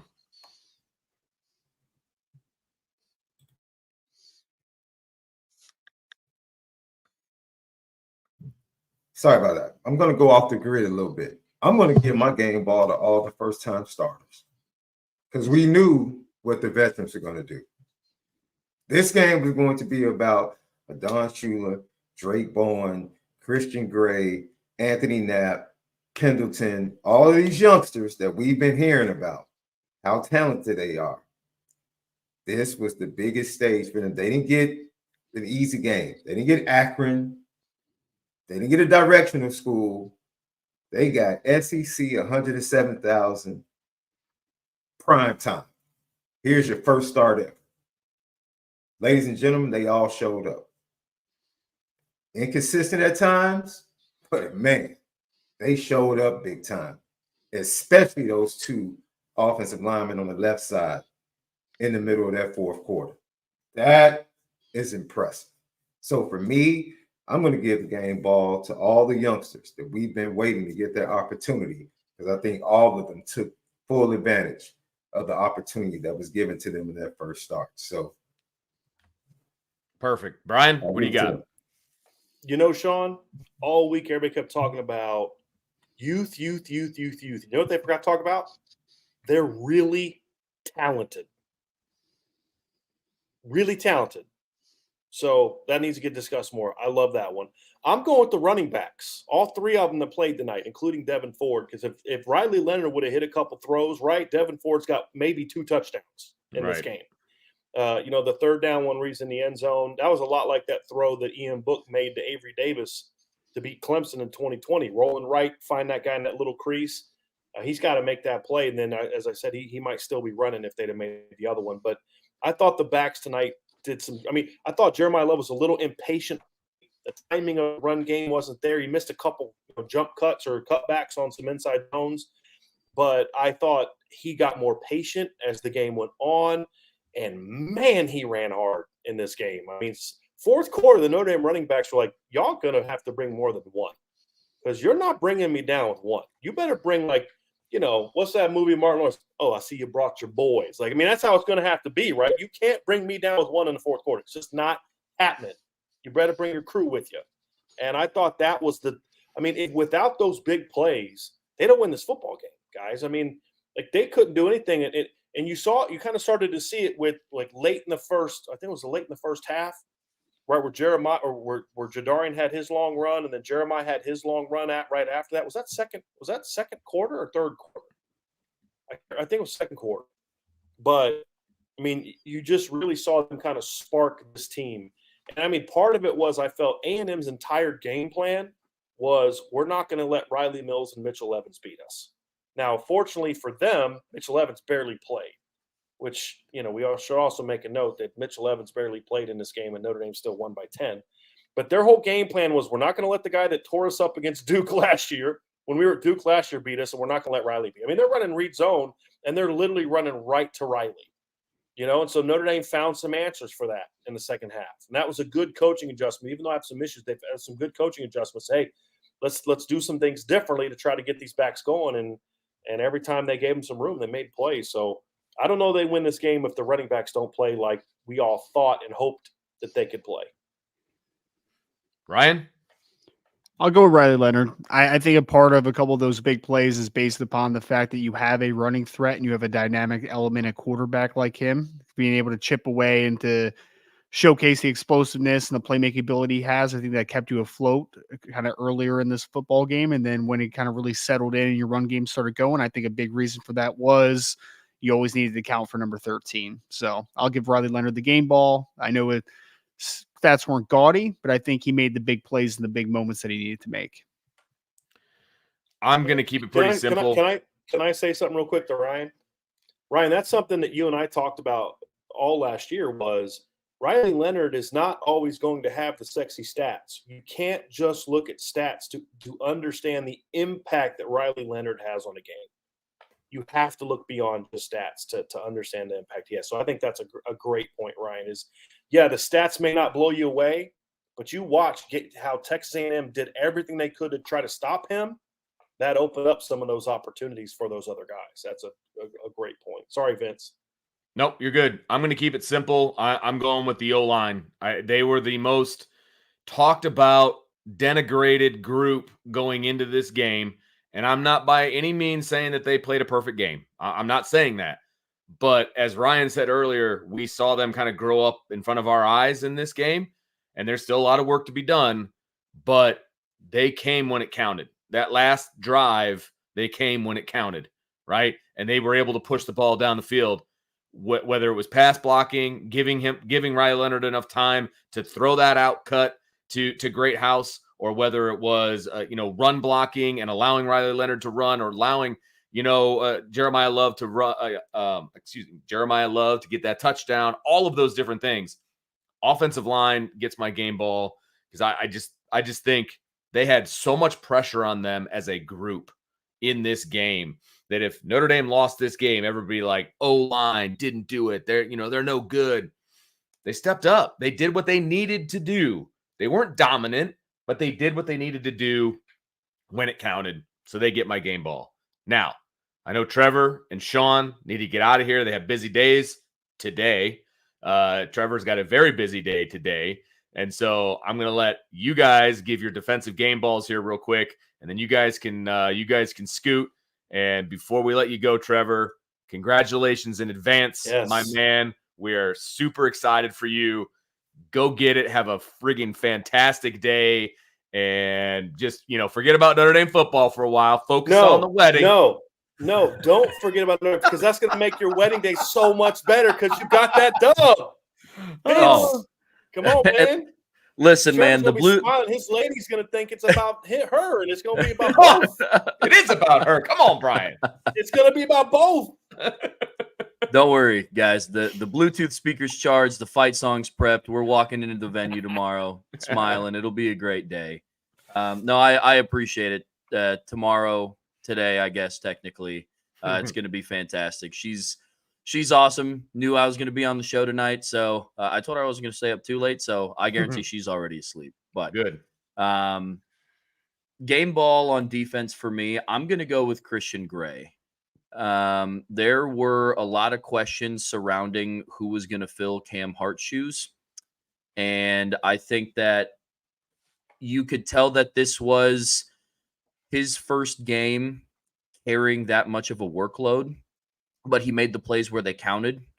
He got the stop on that 4th and 2 play, I believe, on Texas A&M's, I guess, last attempt to try to drive down the field to tie the game. He had that big hit. Was that early 4th quarter? It was on a crossing route underneath. Yeah. And he had the big hit, which I think kind of the momentum was starting to swing a little bit. Things were starting to feel a little weird, and Christian Gray laid the boom. So I think he handled himself well in this environment, in this situation. So for me, he's getting the game ball. I think I'm going to leave. I'm going to do my boy Double R a solid. I'm going to let him have his New Jersey boy. I'm not going to steal his New Jersey boy. I already know where he's going. I think I know where he's going. But I think the impact of Benjamin Morrison and Xavier Watts was really evident. And I think a lot of teams are going to purposely try to throw away from them. But I think both of them are still going to try to make plays or find a way to make plays. And that interception X had was absolutely insane. The anticipation. I just wish he had stayed on his feet, because I think he would have taken it to the house. So I'm going to go ahead and go X Watts. I think he had a very quiet yet impactful game, because I think A&M purposely didn't want to try him. And he was back there single high in a lot of instances as well. And so I think very quietly, I'll give him my game ball for his impact. Mr. Driscoll? I don't have one. I don't. I mean, because you give what to one, you give it to the other. I could make a case for Christian Gray, Benjamin Morrison, Xavier Watts, Rod Hurd, Don Schuler.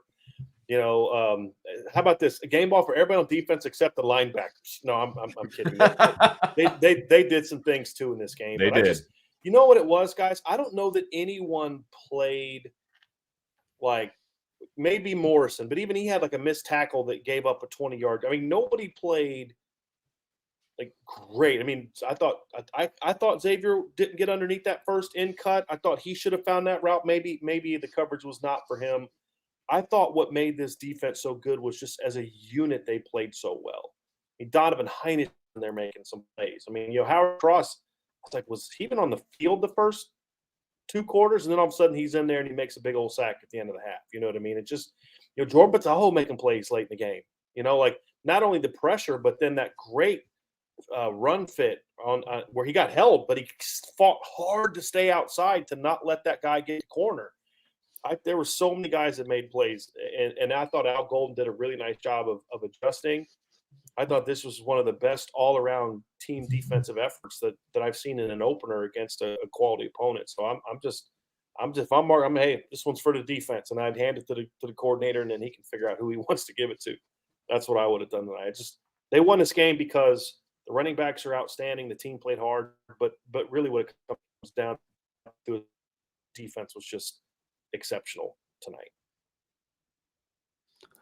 I actually wasn't going to go with Schuler, Sean, which is kind of funny, but I think a shout out to the safeties because I think the safeties both made obviously big impactful plays.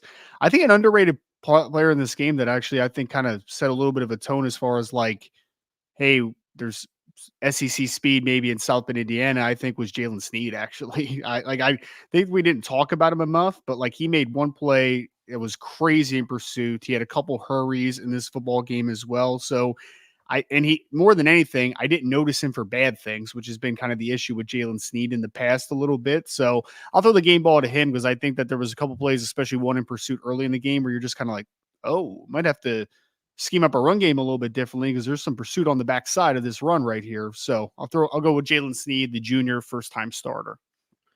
Well, since it made it all the way around and he didn't get picked, I'll take a Don Schuler on this one. And we talked about some of the mistakes that he made, a tackle that he missed, on that field goal drive and some things like that. And, needs to make those plays. Cool. But he also made some very impactful plays as well. And being a first-time starter and a guy that when the depth chart came out, I was a little surprised to see him in that starting slot, to be perfectly honest with you. Like, we were all impressed with what he did in the spring and all of that. But he obviously kept that train going. That hype train for him kept moving for all the right reasons. And they rewarded him with a start. And he played a lot of football tonight. And with the knowledge that A&M was not going to go towards Xavier Watts. Like they want to take that part of the field away. And so Adon Schuler was going to be tested. And I think he passed the test, didn't get 100%, but he passed the test. I thought he did very, very well. And he passed with a good grade. Right. And so I was very impressed with Adon Schuler. I think the, Notre Dame Nation got a chance to see kind of what we've been seeing in practice and things like that, and why we're so excited about what he can do. I think everybody got a chance to see that tonight. And so, yeah, Adon Schuler is my game ball for defense. So Vince, those are our if you never would have watched Notre Dame play before tonight, you would have had no clue that this is the first meaningful snap that Adon Schuler's ever played in a football game. 100%.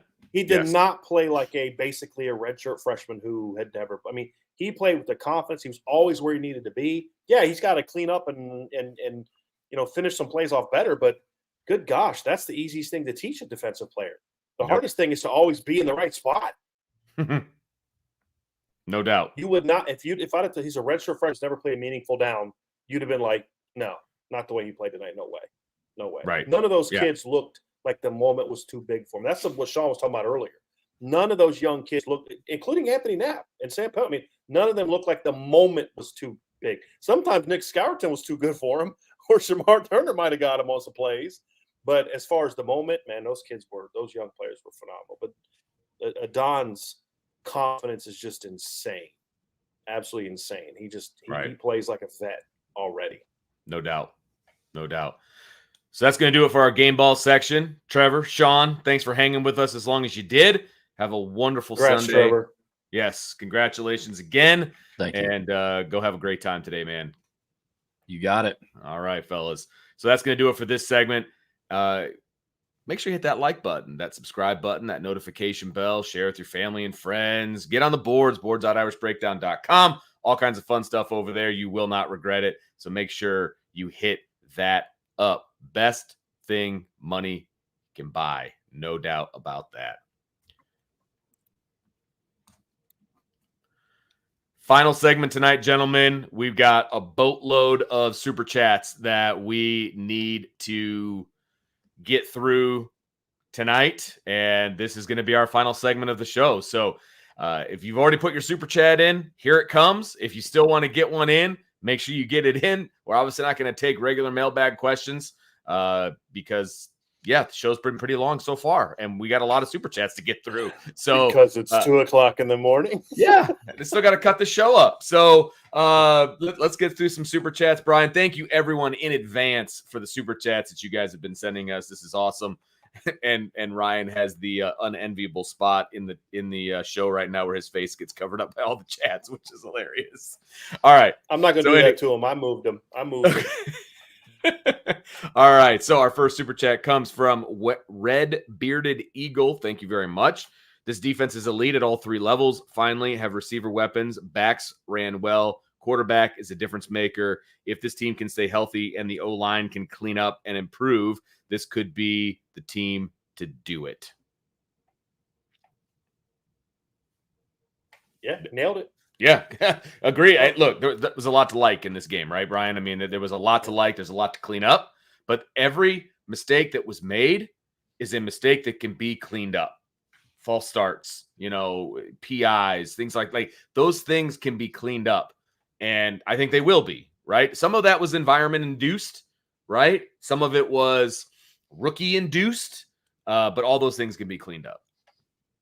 Yeah, as I'm reading through some of these super sessions, my answer is going to be, yep.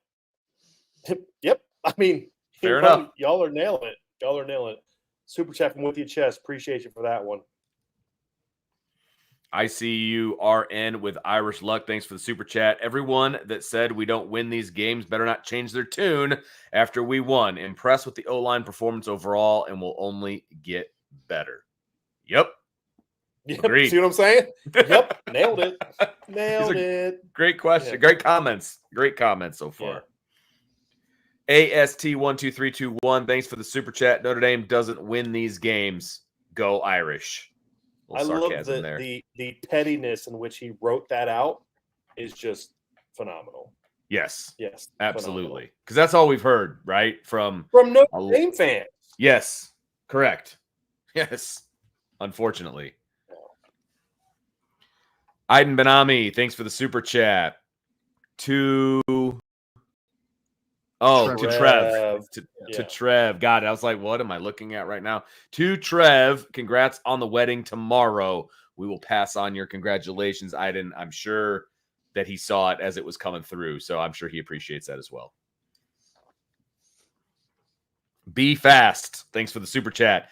Double-digit SEC road win despite a truckload of mental errors speaks to the talent and the depth on this team. Yep. Yeah. Agreed. Yeah. Talent and depth were on display all night long. I mean, they just were, right? I mean, they were rolling guys in, rolling guys out. I mean, the depth was evident in this game. And it's probably going to be even more evident when I watch it back, to be honest with you, because I couldn't track everything that was going on as I'm watching it live. But there were different numbers. Like somebody in the chat earlier said they had to have their roster out because they had to keep track of all the different numbers that they aren't used to seeing. I mean, they were rolling guys in, especially defensively. And there was no drop off. I mean, the depth was evident. Han Solo, thanks for the super chat. So, do you see Al Washington as an issue? His defensive line kept jumping off sides, and his recruiting for the position isn't where it should be.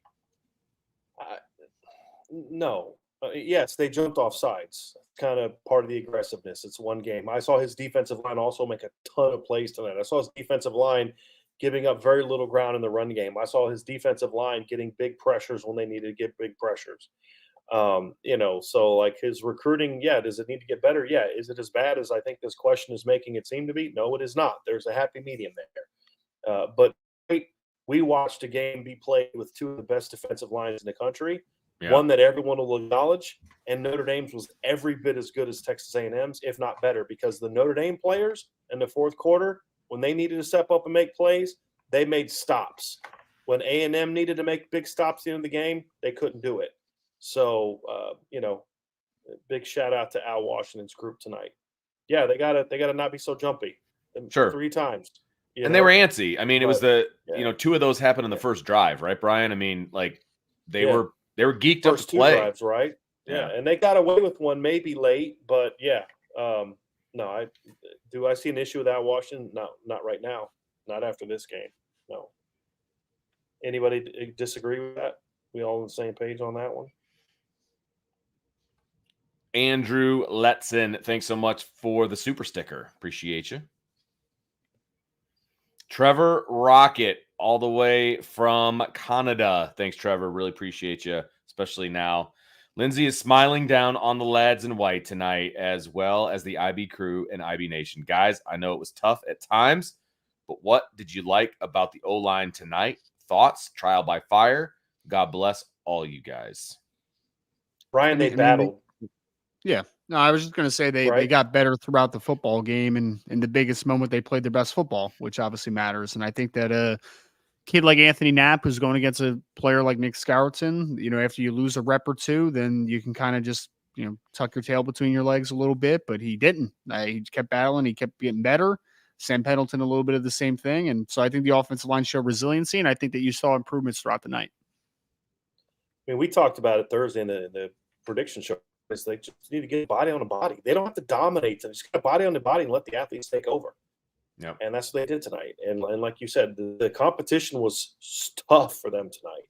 Oh, and they competed their butts off. Yeah, I mean, look, a lot to clean up, but they competed their butts off tonight. And yeah, I mean, I'll get into the film and watch more specifically about certain things, but sure. like I can say two things I can feel confident because, like, Ryan, how many times after post-game shows last year did we're like, man, the O-line just didn't compete. They didn't battle hard enough. I mean, remember when we watched them just get physically their butts handed to them by Duke last year?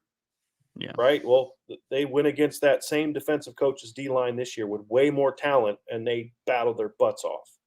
And hopefully they can make that consistent, which is not something they did last year. Right. Kay Grant with a big super chat. Thanks, Kay. Appreciate you very much. Just go Irish. Beat Northern Illinois. Yes, sir. Yep. Yes, sir. Can't wait. One down, one more to go. I'm actually excited to see the new home uniforms live and in person. You know what I mean? See if the sun hits the gold, on the jersey and all that fun. Like I'm excited to see them open up at home. Yep. Agree. Illinois had a blowout win today. Did they? Over? Oh, yeah. Somebody that's not good. Okay, fair. Yeah, they punished somebody, but it was a team that they should have punished. Okay. But they were a bowl team last year, though. So yeah. They're a solid MAC team, but they're still a MAC team.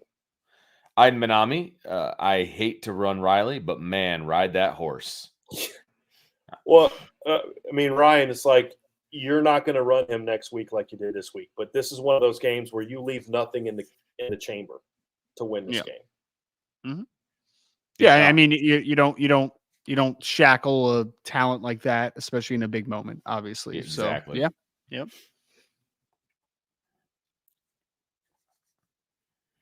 Christopher Galloway, thanks for the super chat. What's sharest about this game is the O-line did some good things and some bad things. The film session should be fun and a lot will be learned. Agreed. Yeah, no, look.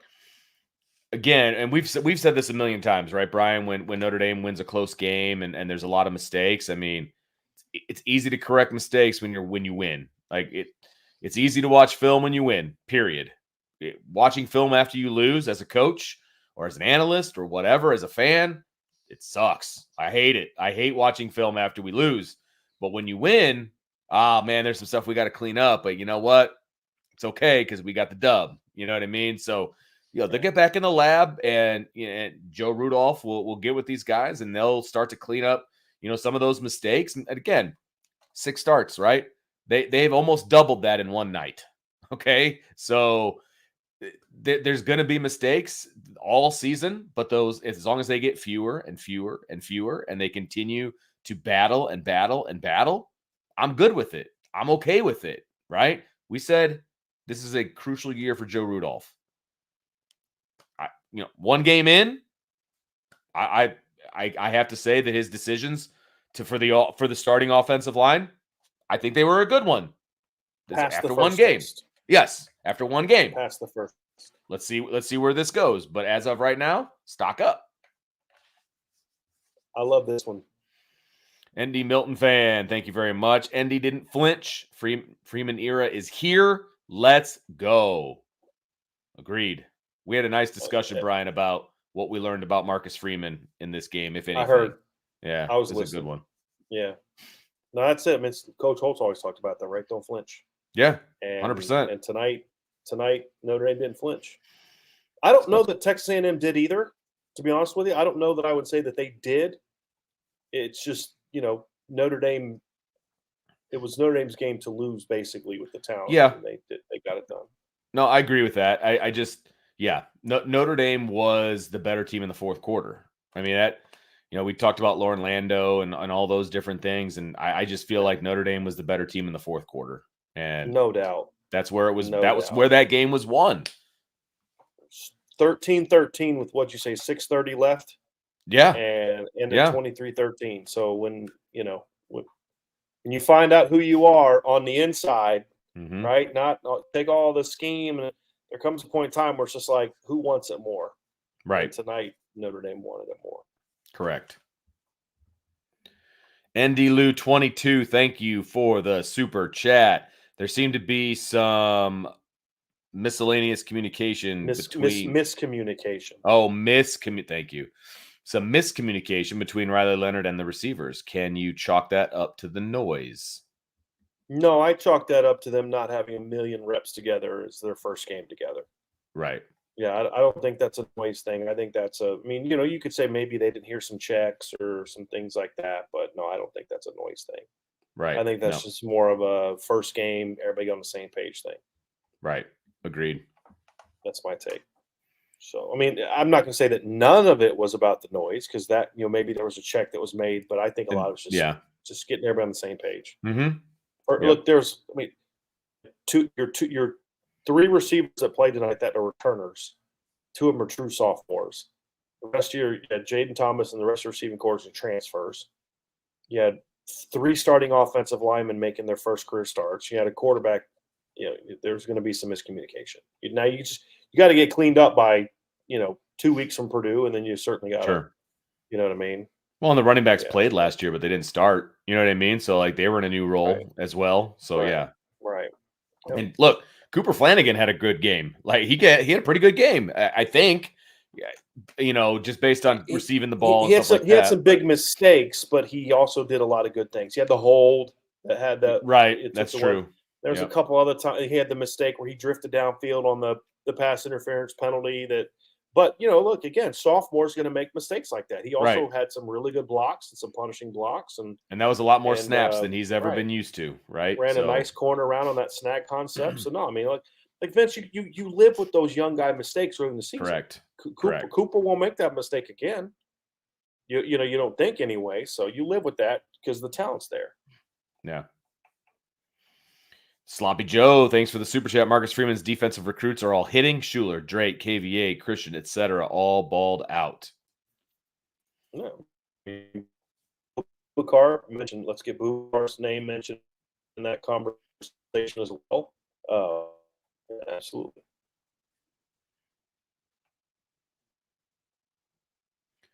DM, thanks for the super chat. Good win. I left my sister's wedding before dinner ended to get home and watch the game, and it was definitely worth it. Congrats, Trevor. Go Irish. Surprised your sister let you get away with that, but congratulations on getting away with that. Yes. I'm just saying. I mean, I don't know how your sister is. Maybe she was not paying attention or whatever, but hey, good for you. Good for you. Aiden Benami with another super chat. Thank you very much. Jeter is major.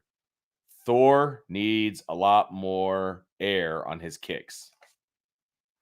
A couple of them, yeah.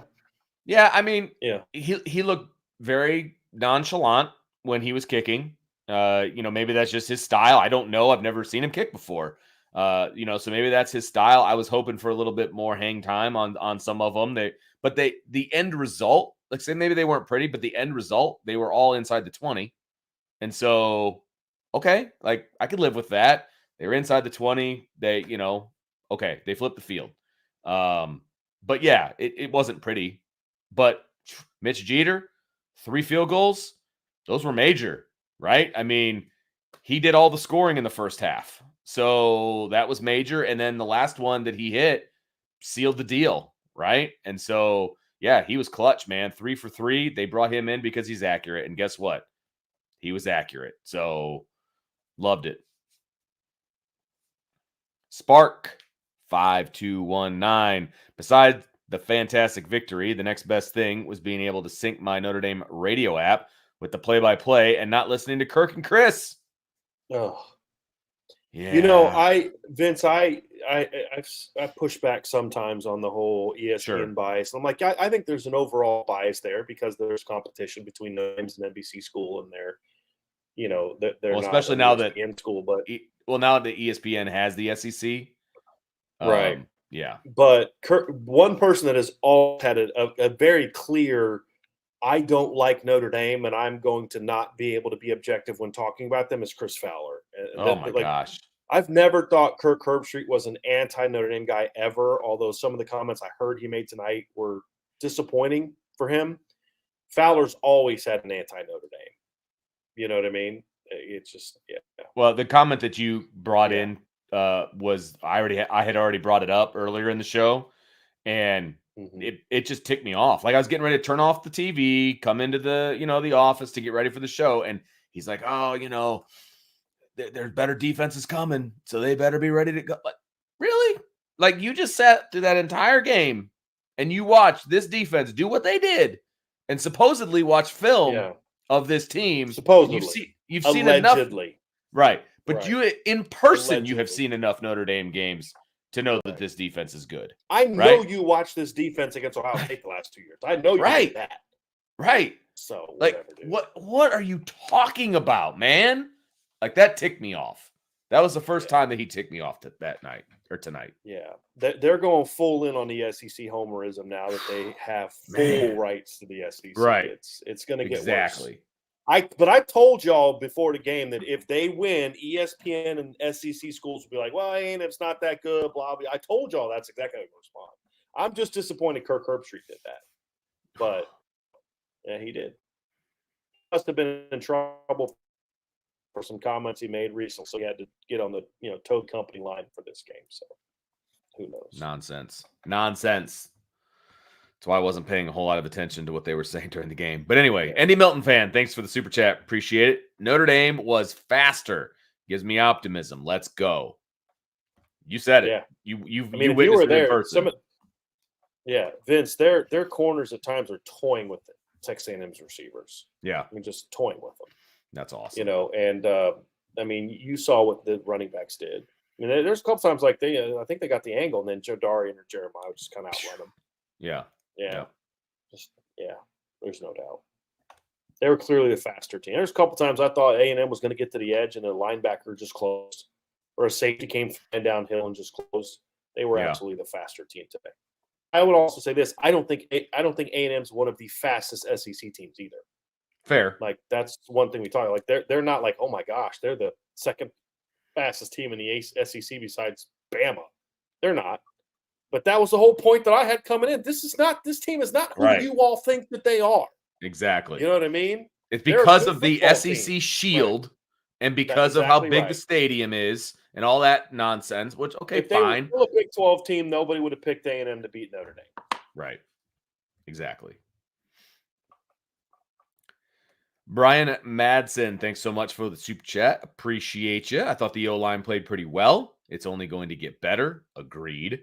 I thought D-line at times got beat because of their lack of size compared to the A&M O-line.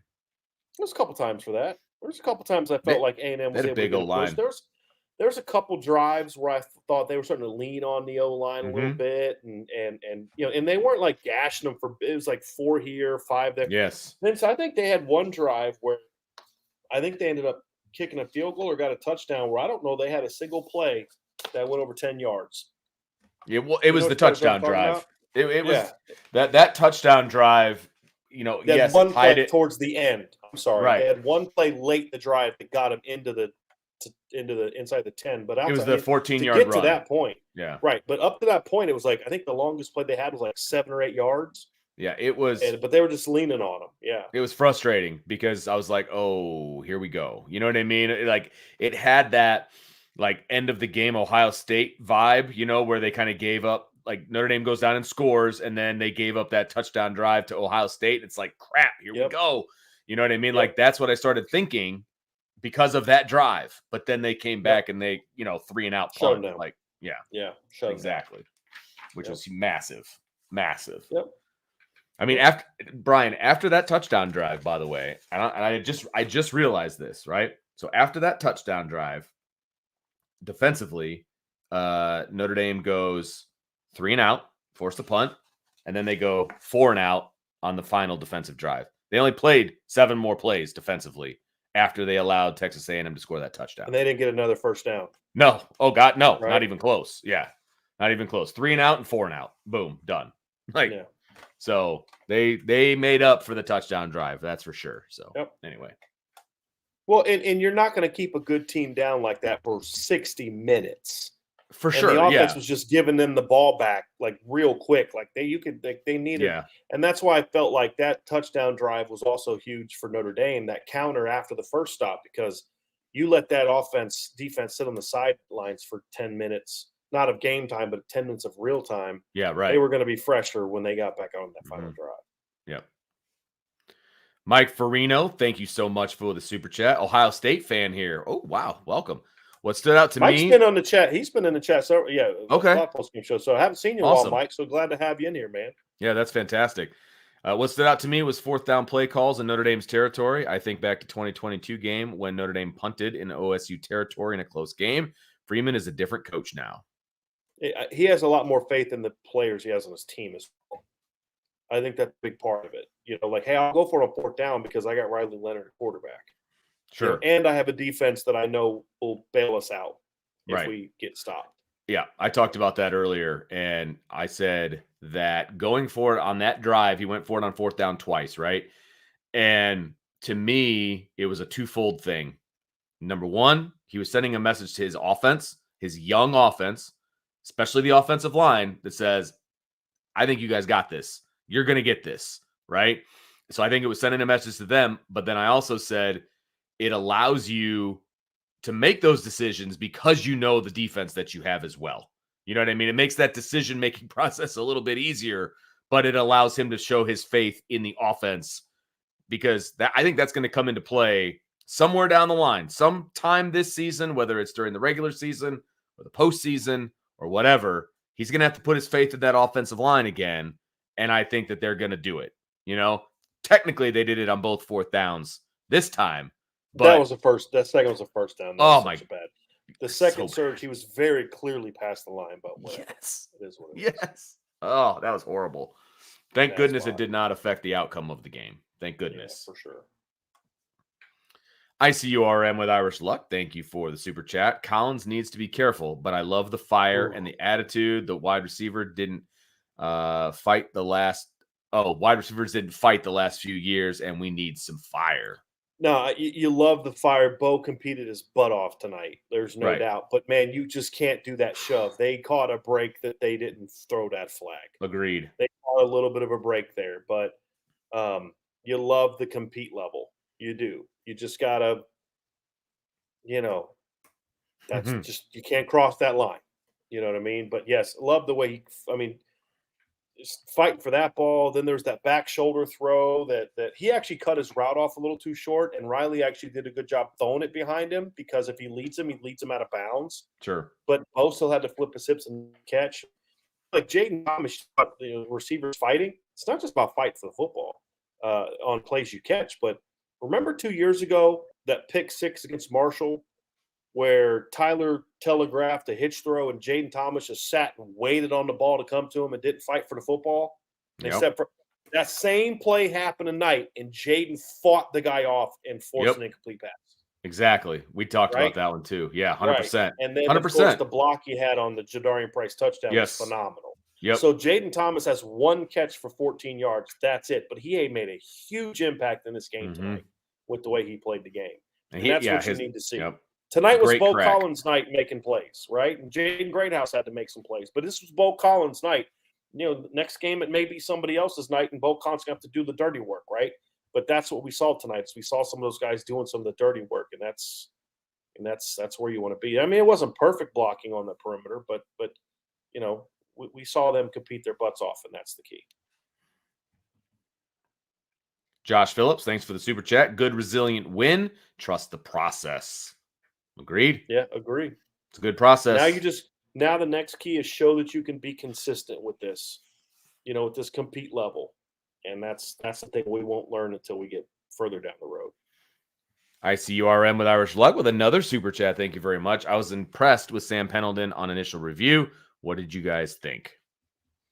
A lot to clean up, as you'd expect from a redshirt freshman, but he battled. I'm going to wait to too much get in the film, but because like there's a couple plays where he gave up B gap run throughs and pass pro, but I don't know if that's Sam not recognizing the second level blitz not getting over, or if maybe he didn't get the proper protection check from the quarterback. Like that you don't always know that.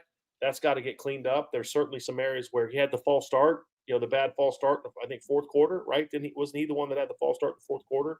Yes. So he's got to clean that stuff up. But look, guys, Vince, you and I have said this a million times with young players. Guys, you're going to make mistakes as a young player. But making 100 miles an hour. Tonight, Sam Pendleton made a lot of first starter redshirt freshman mistakes, but he made them 100 miles an hour, and that allowed him to still make some big blocks when they needed it. So he's got a lot to clean up. But you saw tonight, Vince, why they're going with him, because they believe he's a mover in the run game, and that's what he did tonight. So he'll get better and better and better. He's got a lot to clean up, but man, I keep saying it, I love the compete level that this unit had, and Sam's certainly one of those guys. Yeah. Yep. Spark 5219, a big hats off to the strength and conditioning staff. We talked about that as well, Brian.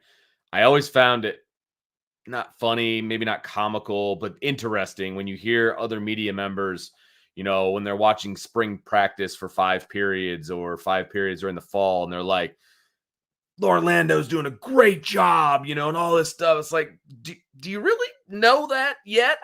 Maybe he is, but how do you know? Right.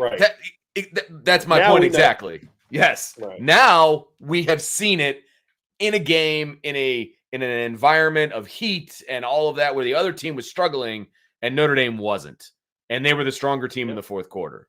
Okay, now my hat's off to Orlando and the nutrition staff and everything else that got these guys ready for this game, no doubt about it. But I thought that was a little premature, a couple of months ago. But now, every dog finds his tail, so I guess they were right. But right now, hats off, absolutely. I completely agree with you, Spark. It was a big part of this win tonight. Notre Dame's wine and cheese. Thanks for the super chat. Kyle Field's a tough environment for the home team. Ooh, ouch. Love it. Ouch. Love it. Laura Dern's Jurassic Park shorts. Easily one of my top 10 favorite names, by the way. Top 5. Definitely. Okay. Top 5. It might be top 5. I didn't want to pigeonhole myself, but I gotcha. Yeah. Thanks for the super chat. Yo, V Daddy RR, missed you. SD2 Mikes, how you feeling now? F yeah. Like Coach D said, just win. Oh, and welcome Trevor. Hit everybody. Love it. Right. Yeah. End of the day, man, that was the key. Just I don't care how it happens. Win the game. Just win a game. Doesn't have to be pretty. Just you got to come out of this stadium 1-0, and they did. Yeah, for sure.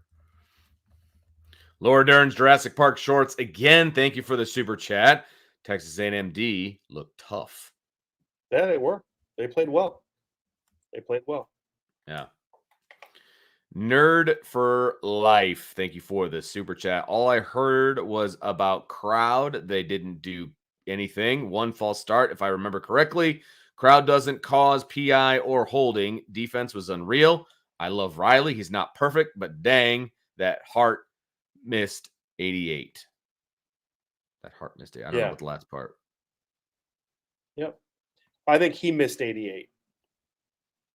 It's probably what he's meaning. Like Riley missed 88, not having Mitchell Evans. Oh, probably my guess. Okay, 10-4. Got you. Probably my guess. That's my guess. What he's saying. Got it. It was a lot to take in. It was a lot of information. All right, Hasi03, thanks for the super chat. A lot to clean up, but you got the win. That is a very succinct way to put it, and I love it. Yes.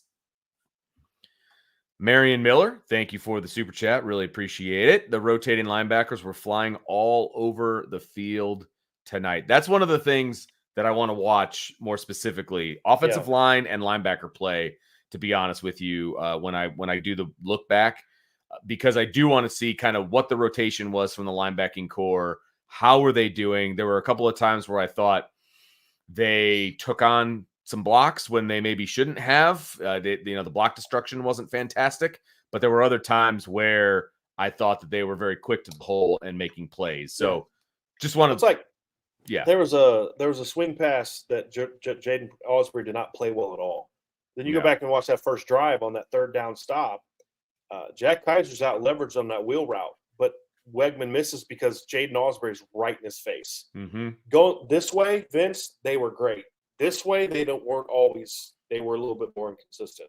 When they were playing side to side, it was fun to watch. And that's where the athleticism and speed the comes into play. Stuff. Yeah, exactly. Dr. Petro, thank you so much for the super chat. O-line getting by this game sets them up for the rest of the season and for the next few years. Yep. Agreed. No doubt about it. Look, this was baptism by fire at its highest level. You know what I mean? And Joe Rudolph and Marcus Freeman and Coach Denbrock made a decision, and they stuck by it. And they're like, look, we're going to play these young guys. That's who we're going with. And they didn't have a quick, hook on any of them from what I could tell. Pretty sure they all played the entire game, and they let them play. For good or worse, or however it ended up, they let those guys play. And there's nothing like experience. And they, like I said, they went from 6 starts going into this game to 11 starts. They've almost doubled their starts in one game, which is mind-blowing. Laura Derns, Jurassic Park Shorts, thanks for another super chat. Got a peace out. Steel Mill comes calling real early tomorrow. Get that. Love all you guys. Thanks for all. Thank you, Laura. Appreciate you very much. Nut Crud, thanks for the super chat. Bo Collins appears to be a dog. This young linebacking core played well. Let's give a shout out to Jalen Sneed. Thought he showed development from a talent to a football player. Go Irish. Yeah, like that one play he blew up the jet sweep. I mean, he had to read that. He had to read that and just destroy it. I mean, he played a lot better tonight. Better tonight. What we had heard he was doing, he showed up tonight. Yes, agreed. And that's the key. Yeah. Armand Gallanosa, thank you so much for the super chat. Hopefully tonight sends a positive message to Deuce Knight regarding his final decision. I love your optimism, but the reality is Deuce Knight is not making the decision he's going to make here soon because of winning and losing. His decision is based off things that have nothing to do with winning and losing, because if it was, he wouldn't be going to Auburn. But I'll just tell you how I feel about the decision. Go look at my commitment list at irishbreakdown.com, and you'll know exactly how I feel about Deuce's decision. It's a couple of vowels and consonants short. Yeah. Andrew Letson, thanks for the super chat. The Let's Go Irish chant during the last few possessions was epic. Chills. Yeah, that was pretty awesome. Yeah, what was that like? Could you hear the crowd? Cool. Okay. I could. Yeah, this was not nearly as this stadium was not nearly as soundproof as like Notre Dame Stadium is. Okay. And it was raw. I mean, it was shaking. The press box was shaking almost the entire game. That's what was nice about the last couple series, because it was nice and still and calm. So they took the crowd out. I love that. Yep. That is fantastic. That is because you could hear it on TV too. The "Let's Go Irish" chant. Yeah, you could hear it on TV, and I was like, "That must be awesome." It was freaking great. Okay, it was so great. That was great. It was good. What before we move on? What was the? Because it was kind of hard to tell. It looked like a lot of A&M fans. Obviously, what was the Notre Dame contingent like? It was good. I mean, it wasn't like how other teams do to Notre Dame Stadium, but fair. That's because A&M fans aren't going to be selling their tickets like some Notre Dame fans. But like there was 2 big pockets, one up top, one below. Okay. And then some scattering all around. Notre Dame was well represented tonight. Okay. Cool. Yeah. Single Dad Jimbo, thanks for the super chat. How about Jalen Sneed? Yep.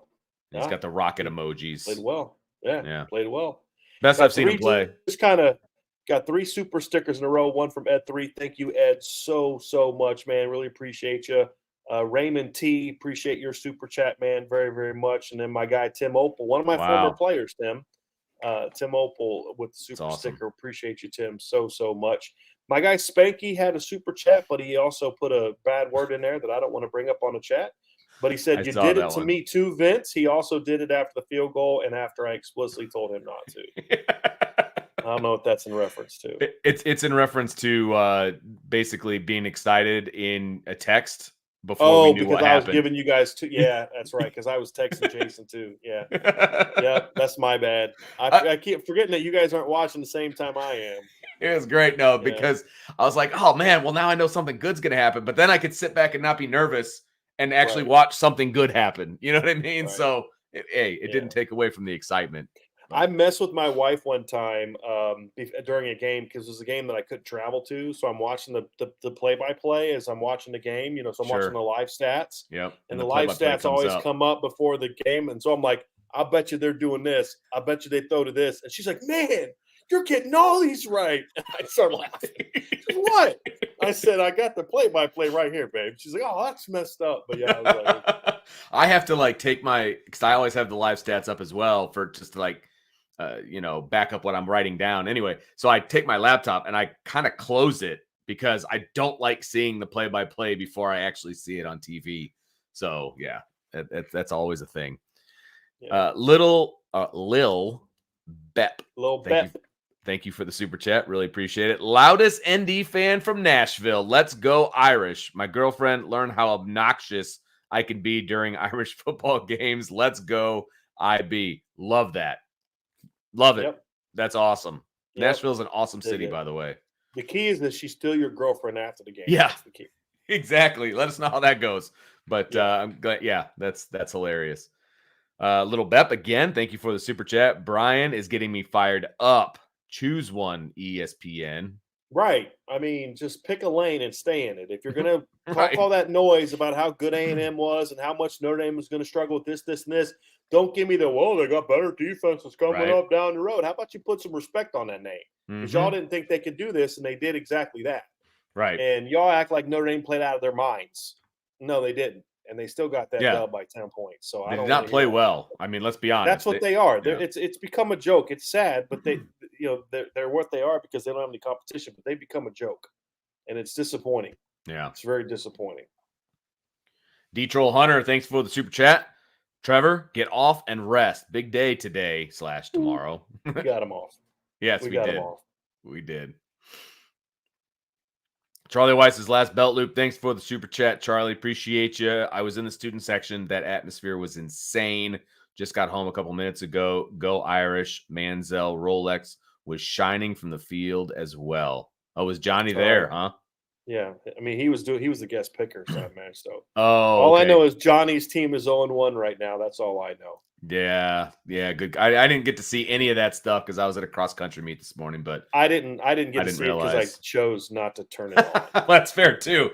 But I wasn't even home to do it, so I didn't even know who the guest picker was. So between Johnny Manziel and Pat McAfee and all this other, I was like, no, I'm good.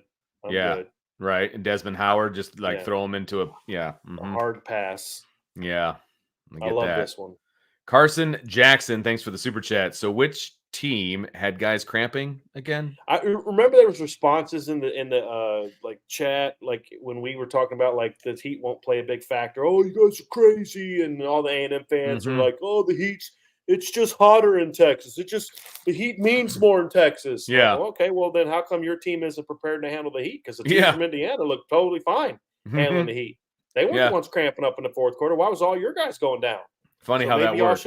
Maybe y'all should come up and practice in Indiana next year before your first game. I'm just saying. I mean, I guess technically, Brian, we were wrong that the heat didn't have an effect on the game because it did on the other said team. It wouldn't have an effect on Notre Dame. Okay, fair enough. I thought that storyline was so overplayed to me. Like, and from people that don't coach, right? Like, that's the thing I kept trying to say. Guys, I've coached in all these ways, but like, I bet you never coach. And I'm like, okay, whatever, dude. Yeah. The guy that's never been in Indiana is going to tell me what Indiana people can or can't prepare for. Sure. All right. Gotcha. Buddy. Yeah. Thank you. And it was hotter in Indiana the week before the game than it was in Texas, PS. Which was freaking phenomenal, by the way. It was fantastic. But but the humidity means more in Texas, Vince, because they're in the SEC now. Texas is all SEC'd out now. It means you got more. Your two big schools are in the SEC, so the heat means more in Texas now than it does in Indiana. So. That's my favorite. It just means more. Yeah, the humidity just means more. So does that mean that 10-point loss means even more now? Right. Is that what that means? Mm-hmm. So I can dig that. Mm-hmm. Mark Mangino's G string. Thank you for the super chat, Mark. Pretty funny name. Win or lose, Marcus Freeman and Notre Dame do things the right way. I'm proud to be a Notre Dame fan, and I'm proud to be a fan of a team coached by Marcus Freeman. However, huge win. Team played with swag and a chip on their shoulder. Okay, so that's all true. But I just want to let you know that the positive vibes I get every time I read about Laura Dern's Jurassic Park shorts, I get the exact opposite feeling whenever you completely ruin that thought process when you give me this Mark Mangino's G-string. That is a horrible thing to run through your mind. Horrible. Horrible. Just awful. Oh, that's fantastic. I think I'm getting punch drunk at this point. All right. Got back to back from Siggy Vince. Okay, cool. Siggy13, thanks for the super chats, plural. Thanks to all you guys. Incredible effort tonight. I'm floating on this win. Best Notre Dame coverage in the business. Great to see everyone on the show. Also, safe travels home, Brian. Thank you for IB. Great seeing you, Ryan, and Sean, too. Trevor is a fantastic addition. Always love Vince. LFG Irish. Thanks, man. Appreciate it. Appreciate it. It takes a little something extra to do shows after games, you know, because you just want to like celebrate, but it's fun to celebrate with the IB family too. So, you know, I wouldn't have it any other way. I mean, people have been hanging with us too, Brian. Like, I don't know if you've noticed the numbers, but like people have been hanging with us. We're still over 1,000. Yeah, it's awesome. And I love it. Salty Virginia Peanuts. Thanks, my man, for the super chat. Why was Faison returning or not punts? So he was returning punts before he got hurt. And then it was Greathouse. And they let a couple bounce. I think that's what he's referring to. He let a couple of bounce. There was one that I thought carried a lot. Like the one long 71-yard late. That I can understand in the stadium, it carried. Okay. He had it queued up and it just carried. You know, sometimes opponents kind of carry a little bit more than you think. And if he would have tried to run underneath it, you know, it just kind of like, look, just sometimes it just, you know, safer to let it go. They need to do a better job of obviously doing that. But he won the job in fall camp. He's a good punt returner. Yeah. I mean, I think you and I talked about this. I think he's the best punt returner that they've got, just because I'd still like to see Jaden Great. I think Jaden Greathouse is, but I'm comfortable with Jordan Faison. It's close. Right, and Greathouse was out there after Faison went down. Yeah. So Yep. It's like one of those things where, like, okay, I would go with so and so, but I definitely understand why you're going with so and so. Fair enough. That's how I feel about it. Yep. So this isn't Ryan, but we'll try our best to answer it. Chris Allen, thanks for the super chat. Ryan, if you're the head coach, what adjustments happen in week 1 to 2? Go Irish. Great work, gents. Well, I think it's just cleaning up some of the sloppiness, you know, and then also the timing. You know, like, look, crowd noise isn't why you jump off sides, because you're supposed to be keying the ball. Mm-hmm. So crowd noise shouldn't matter. You know, just, you know, hey, yeah, we got to do what we got to do. But let's be patient. You know, just you know, wrapping up, tackling a little bit better, being in a little bit better position on offense. Just some of that. I think some of that timing stuff with the O-line and the pass game and the receivers will be some of the biggest adjustments you really see from week 1 to week 2. And then just obviously the penalties got to get cleaned up big time. I mean, you can't have 11 penalties. Right. You know, like you said, Vince, I think all but maybe one of their penalties you can't really chalk up to crowd noise. Yeah, it's just not doing what you know you're taught to do. That's the big thing. And those are all things that they can fix. I mean, all of them. Yep. Last one, Vince. Woo boy. Had to be that name. Mark Mangino's again. Thanks for the super chat. Yep. You can tell Brian was a coach. He had me wanting to run through a wall. Go Irish. Can't wait to hear Feinbaum spin this one. I was pretty good at the motivational speeches, man. I'm not going to lie to you. I was pretty good at that. That was one of my things. I will say one of the things that I do love as a fan of any team, right, that is picked to lose or, you know, whatever, is just listening to whoever eat crow and how they spin it. Because they'll spin it. Yeah. It'll be spun. You know, they're not going to eat it. I told everybody exactly how the SEC country and ESPN was going to spin this after the game. I told everybody, A&M's not that good, blah, blah, blah, blah, blah, officiating, blah, blah, blah, blah, blah. And it won't be, wow, Notre Dame's better than we thought. Right. You know, now they're not everybody at ESPN's that way. Greg McElroy, I believe, picked Notre Dame to win. Right? I mean, Joel Klatt at Fox picked Notre Dame to win. Yeah. Yep. And, you know, And not everybody that picked Notre Dame to lose did so out of spite. Like Josh Pate picked Notre Dame to lose. I know for a fact Josh Pate has a lot of respect for Notre Dame's program. Just, he made a bad pick. I picked Florida to beat Miami. It happens. Right. You get it wrong sometimes. Right. And I got it very, very wrong in that particular game. But so it happens. But some of that stuff is just clown stuff. Like Paul Feinbaum, he's a joke. I mean, but again, guys, that's his shtick. His shtick is not to give you real analysis. His shtick is to, like I said the other day, he's a shock jock. That's all he is. And if you're going to debate him about real analysis, then you're wasting your time. It's not worth it. First of all, stop watching it. If it bothers you and us that much, stop watching it. And I do, but of course I get told all the things that people say and get sent clips and stuff like that. But I am so happy that they're all eating crow. And I just not even eating crow, but even if they don't say it, they know it. That's the thing, is like they don't all verbalize, hey, we were wrong, but it's eating at them. And the other thing too is Chris Fowler exposed himself tonight again for being an absolute hack, an anti-Notre Dame hack with his comments.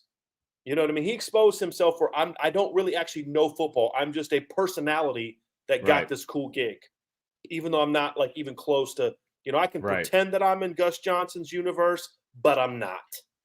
You know what I mean? And, like Sean McDonough, people like that, those are the people that should be doing these primetime games, not that guy. He's a joke. I mean, literally bring Brent Bressmerger back. Please, for the love of God, bring him back instead of this clown. He's a joke. He's an absolute joke. But you know what the great thing about games like tonight is?